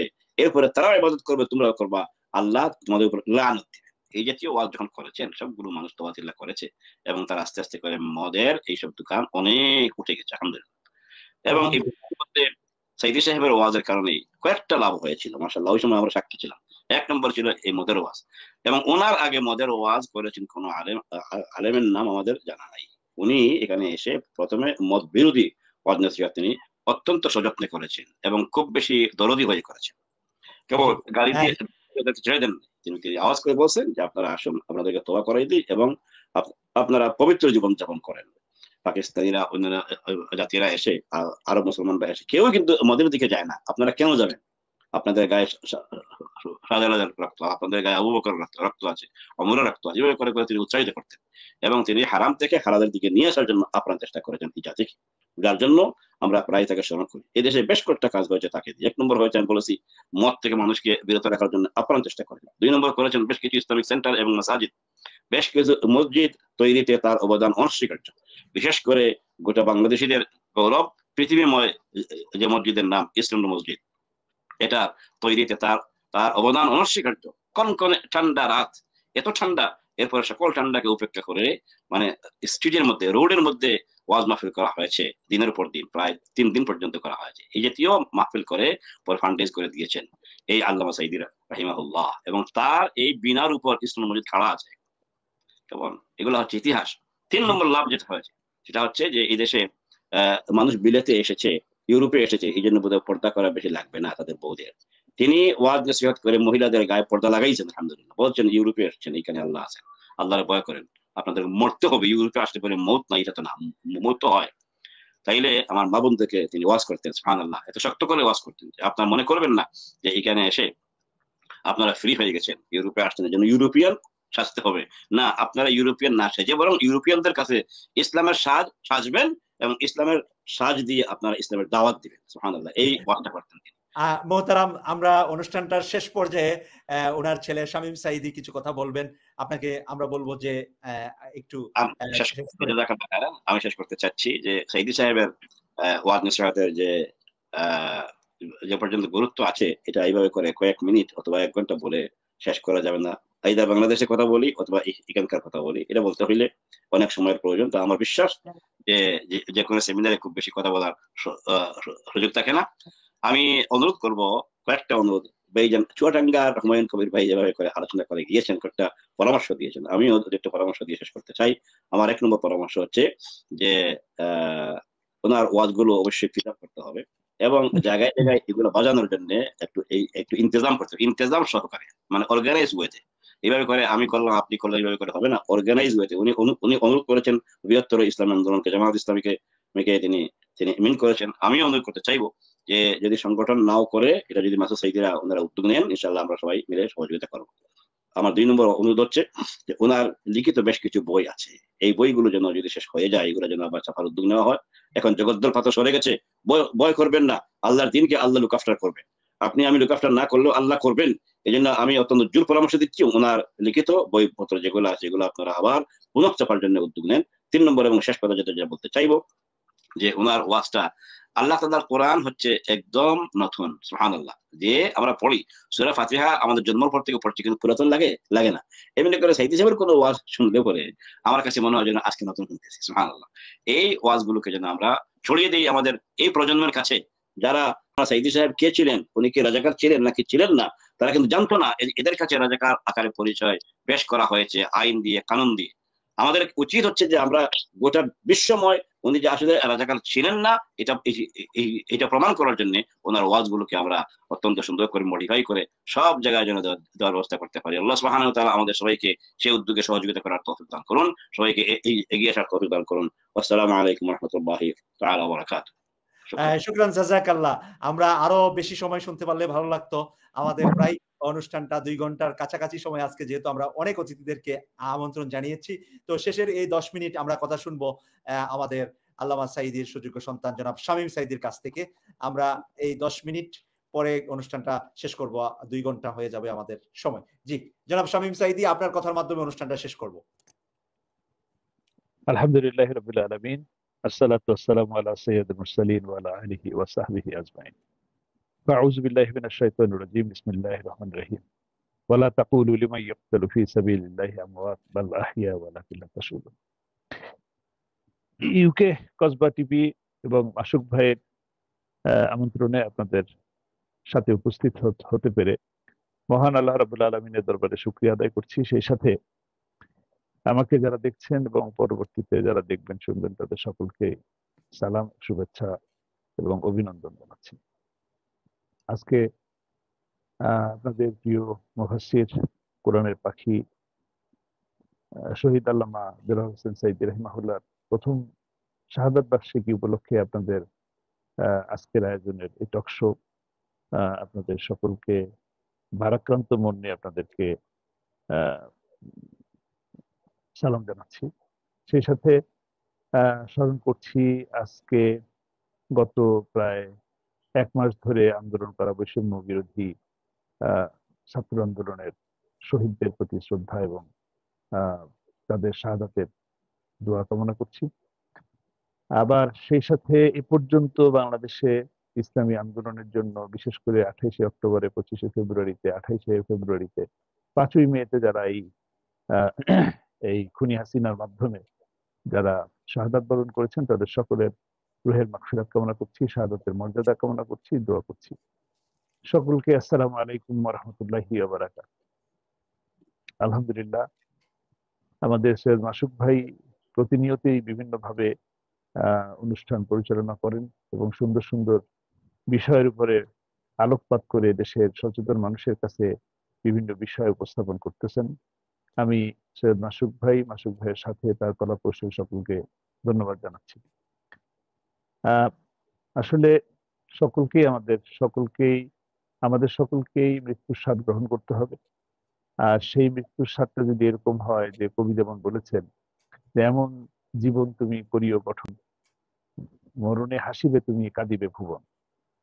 তো এটা একটা উজ্জ্বল দৃষ্টান্ত হলো এই যে আল্লামা সাঈদী যখন আজকের এই দিনে 13 তারিখে যখন তিনি হাসপাতালে ভর্তি হন, সেই মুহূর্তে যে দিগ্বিজয়ী হাসি, মিষ্টি মধুর হাসি দুনিয়াবাসীকে উপহার দিয়েছিলেন, আর ঠিক তেমনি আবার তারপর দিন আজকের এই দিনে 14 তারিখে রাত 8টা 40 মিনিটে যখন মানুষের কানে আসলো যে তিনি দুনিয়াতে আর নেই, তখন সারা বিশ্ববাসী যে আহাজারি যে চোখের পানি ধরেছে, এটাই মূলত প্রমাণ করে যে আল্লাহ তাআলার নেক বান্দা চলে গেলে মানুষের চোখের পানি ঝরে। এবং হাদিস অনুযায়ী আহ ভালো আলেমদের বিদায়ে জমিনও যেমন কাঁদে, আসমানও তেমনি কাঁদে। এবং সেদিন সেটাই প্রমাণ হয়েছিল যে তার ইন্তেকালের খবর আসার সাথে সাথে বাংলাদেশের সকল অঞ্চলে ভূমিকম্প হয়, এবং পরের দিন 15ই আগস্ট যখন তাকে দাফন দেওয়া হয়, তখন আমাদের পিরোজপুর সহ গোটা বাংলাদেশেই বৃষ্টি স্নাত হয়েছে। তো আসলে মৃত্যু সবার আসবে, কিন্তু আপনাদের প্রিয় কোরআনের পাখি তার কামনা ছিল, তার ইচ্ছা ছিল শাহাদাতের মৃত্যু। আল্লাহ তাআলা তাকে সেই শাহাদাতের মর্যাদাই নিয়েছেন। হাসি মুখে তিনি হাসপাতালে এসেছিলেন, এবং আহ, হাসিনা সরকার তাকে ষড়যন্ত্রমূলকভাবে চিকিৎসার আড়ালে তাকে হত্যা করেছে। এ ব্যাপারে কোনো সন্দেহ নাই, এই কারণে যে তাকে চিকিৎসা করেছেন যে ডাক্তার মোস্তফা জামান, তিনি তার স্টেটমেন্টের মধ্যে বিভিন্নভাবে তার কথার মধ্যে থেকে প্রমাণ করে গেছেন যে তাকে চিকিৎসায় অবহেলা করা হয়েছে অথবা অন্য কোনো কিছু করা হয়েছে। কিন্তু অনেক ধরনের সন্দেহ করা যেতে পারে, এবং কিছুই করা হয়নি, তারপরে তিনি শাহবাগে তার নামে একটা জিডি করে নিরাপত্তার কথা বলে। তাতেও বোঝা যায় যে আসলে তিনি অপরাধ করেছেন বলেই তিনি এরকম একটা কাজ করতে গেছেন, এবং দায়টা তার সিনিয়রের উপরে চাপানোর চেষ্টা করছেন। এটাও একটা তার প্রমাণ। এবং সময় আসবে ইনশাআল্লাহ, যে সময়ে সবকিছুই প্রমাণিত হবে যে এটা আসলেই হত্যাকাণ্ড ছিল কিনা, টোটাল বিচার ব্যবস্থাটাই একটা সাজানো নাটক ছিল কিনা, এগুলো সবই ইনশাআল্লাহ প্রমাণ হবে। এবং সেই প্রমাণের ভিত্তিতেই একটা সময় আসবে ইনশাআল্লাহ যে বা যারা যেভাবে এই বিচার প্রক্রিয়ার সাথে জড়িত ছিল, তাদেরকেও একটা সময় শাস্তি পেতে হবে, এবং তাদের আদালতে হাজির হয়ে এই অপরাধকে স্বীকার করতে হবে একটা সময় ইনশাআল্লাহ। আল্লাহ তাআলা নিয়ে আসবে। তো আমরা আসলে মূলত এইটাকে চিন্তা করি না যে যারা সাক্ষী দিল তাদের এই সাক্ষীগুলা মিথ্যা ছিল, এই কারণে তাদের উপরে অত্যাচার করব, নিপীড়ন করব। আল্লাহ তাআলা দিন তো ফিরাই দিচ্ছেন। যে দিনগুলো আমরা গত 15টা বছর পার করেছি, সেই হিসাবে তো এখন একটা সুন্দর শান্তিময় দিন আমাদের জন্য ফিরে এসেছে। আল্লাহ দয়া করে, অসীম দয়ার মালিক, তিনি আমাদের জন্য এই দিনগুলি ফিরিয়ে দিয়েছেন। কিন্তু আমরা এই ইচ্ছে করলে আমাদের এলাকায় যে সাক্ষীরা থাকে তাদের উপরে প্রতিশোধমূলক কোনো ব্যবস্থা মানুষ নিতে পারতো, আমরা সেই জিনিসটা নিতে নেই। এবং ইনশাল্লাহ চেষ্টা করবো যেন কেউ নিতে না পারে। ষড়যন্ত্রমূলক যদি কেউ করে, সেটাও বাধা দেওয়ার চেষ্টা করবো ইনশাআল্লাহ। এবং আমি আপনাদের সামনে আজকে পরিষ্কার অর্থে বলতে চাই যে সমস্ত দরিদ্র লোকেরা আমাদের আব্বার বিরুদ্ধে সাক্ষী দিচ্ছেন, তাদের প্রতি আমাদের কোনো ক্ষোভ, ব্যথা, বেদনা কোনো কিছুই নাই, তাদের বিরুদ্ধে আমাদের অভিযোগও নেই। কিন্তু যারা রাজনৈতিক স্বার্থ হাসিলের উদ্দেশ্য নিয়ে মিথ্যা সাক্ষী দিচ্ছেন, তাদের বিচার আল্লাহ করবেন। তো আমরা যে কথা বলছিলাম যে মূলত এই শাহাদাতের এই মৃত্যুর দিনটা তার জন্য বরাদ্দ ছিল। দোয়ার অনুষ্ঠান আসলে মূলত এইভাবে করাটা শরীয়তের মধ্যে পড়ে না, কিন্তু আমরা যেহেতু বাংলাদেশের সংস্কৃতি ঐতিহ্যর মধ্যে পড়ে যে আহ দোয়া করা হয়, বছর শেষে আজকে একটু কিন্তু দোয়া হয়। আমরা রেখেছি আল্লামা সাঈদীর জীবন ও কর্ম শীর্ষক সেমিনার। এটা কোনো দোয়ার হ্যাঁ, ঠিক অনুষ্ঠান আছে, না। ঠিক আছে। ওনার জীবন এবং জীবনের কর্ম, উপরে আলোচনা আমরা রেখেছি। এবং আলোচনা, এবং একটা ঠিক এই তারিখটা আসলে মূলত তারিখের সাথে না, দোয়া কিন্তু আলহামদুলিল্লাহ কোরআনের আমরা পাখির সারা জন্য জীবন সারা প্রতিদিন, বছরই করে কোরআনের আসছি, পাখির সারা জন্য, বছরই জি করে ভাই, আসছি। জি, কোরআনের পাখির জন্য প্রতিদিন প্রতিনিয়ত দোয়া হচ্ছে আলহামদুলিল্লাহ। আবার আগামীতেও ইনশাআল্লাহ তার ভক্তবৃন্দরা দোয়া করবেন, আমরা সেটাই আশা করি। আর সেই সাথে আমি আসলে যারা শুনছেন তাদের কাছে আমার অনুরোধ থাকবে যে আপনারা আল্লামা সাঈদীকে যারা ভালোবাসেন, তারা এই মনের ভালোবাসাটাকে বহিঃপ্রকাশ করেন কাজের মাধ্যমে। আমি চাই যে আল্লামা সাঈদী ফাউন্ডেশনকে একটা উন্নত উন্নত শিক্ষা প্রতিষ্ঠানে পরিণত করতে, একটা সুন্দর মসজিদ বানাতে, যেন সেইখান থেকে সেই মসজিদের মাধ্যমে ওই এলাকাটা আবাদ হয়। ওইখানে একটা ছোট মাদ্রাসা আছে, এই মাদ্রাসাটা বড় একটা কামিল মাদ্রাসা হোক, এটা আমি চাই। একটা সময় আমরা নানান ধরনের আহ ঝামেলার মধ্যে ছিলাম, পরীক্ষার মধ্যে ছিলাম, আমরা অনেক কিছু করতে পারি নাই। এখন সেই সুযোগ আল্লাহ তাআলা দান করছেন, আমরা যেন সেই কাজ করতে পারি। আপনারা যেন আমাদের পাশে থাকেন, আমি সেই কামনা করছি। সেই সাথে আল্লামা সাঈদীকে আপনারা যেভাবে দেখেছেন, যেভাবে জেনেছেন, যেভাবে শুনেছেন, আমি চাই যে আপনারা আল্লামা সাঈদীকে নিয়ে লেখালেখি করুন, তাকে, তার ক্যাসেট গুলো বেশি বেশি করে শোনার চেষ্টা করুন, সেখান থেকে নতুন কিছু বের করার চেষ্টা করুন। সেই সাথে তাকে গবেষণা করার জন্য একটা ইনস্টিটিউট হোক, এরকম একটা আমার প্রত্যাশা আপনাদের প্রতি থাকলো, আহ্বান থাকলো। আর তার জীবনের সব থেকে বড় দিক ছিল যে জীবন এবং কর্মের যে কথা এখানে আসছে, সেইখান থেকে আমি একটা কথা ছোট্ট করে বলবো, যে সময় নেই, আমি আর একটা প্রোগ্রামে অ্যাটেন্ড করবো এখনই। সেই কারণে আমি এখনই ছেড়ে দিতে চাই। তো একটা কথা বলতে চাই যে মানুষ তো শিক্ষা নেয়, শিক্ষা নেয়, পড়ালেখা করে, জ্ঞান অর্জন করে, কিন্তু জ্ঞান যে অর্জন করলাম সেই জ্ঞানটা আমরা ঠিক ওইভাবে আমল করি না। আর আপনাদের প্রিয় মুফাসসির তিনি যেমন ভাবে জ্ঞান অর্জন করেছিলেন, ঠিক তেমনি ভাবে তিনি আমল করতেন, আর ঠিক তেমনি ভাবেই সকল মানুষের কাছে সেই জ্ঞানের আলোকে ছড়িয়ে দেওয়ার চেষ্টা করতেন। আসুন আমরা সেই প্রচেষ্টায় নিজেদেরকে উৎসর্গ করি। আর এই শান্তি শান্তি না, এই সুখই সুখ না, এই বিজয় বিজয় নয়, আমাদের কাঙ্ক্ষিত বিজয় এখনো পর্যন্ত অর্জন হয় নাই। কাজেই আমাদের চেষ্টা করতে হবে যেন কোনো ধরনের সহিংসতা, প্রতিহিংসা থেকে দূরে থেকে আমরা যেন সুন্দর একটা সমাজ, সুন্দর একটা রাষ্ট্র, যে আমাদের পূর্ববর্তী পুরুষেরা যে সোনার বাংলার স্বপ্ন দেখেছে, সেই স্বপ্ন সোনার বাংলা, সত্যিকার অর্থেই সোনার বাংলা গড়ার জন্য আমরা যেন প্রত্যয় নিতে পারি, সেই অনুযায়ী যেন আমরা কাজ করতে পারি। আল্লাহ তাআলা আমাদেরকে সেই তৌফিক দান করুন। আমা তৌফিক ইল্লা বিল্লাহ। আমার প্রিয় সৈয়দ মাসুক ভাইকে অনেক অনেক ধন্যবাদ এবং দর্শক শ্রোতাকে সালাম জানিয়ে আমি শেষ করছি। আমা তৌফিক ইল্লা বিল্লাহ। আসসালামু আলাইকুম ওয়া রাহমাতুল্লাহ।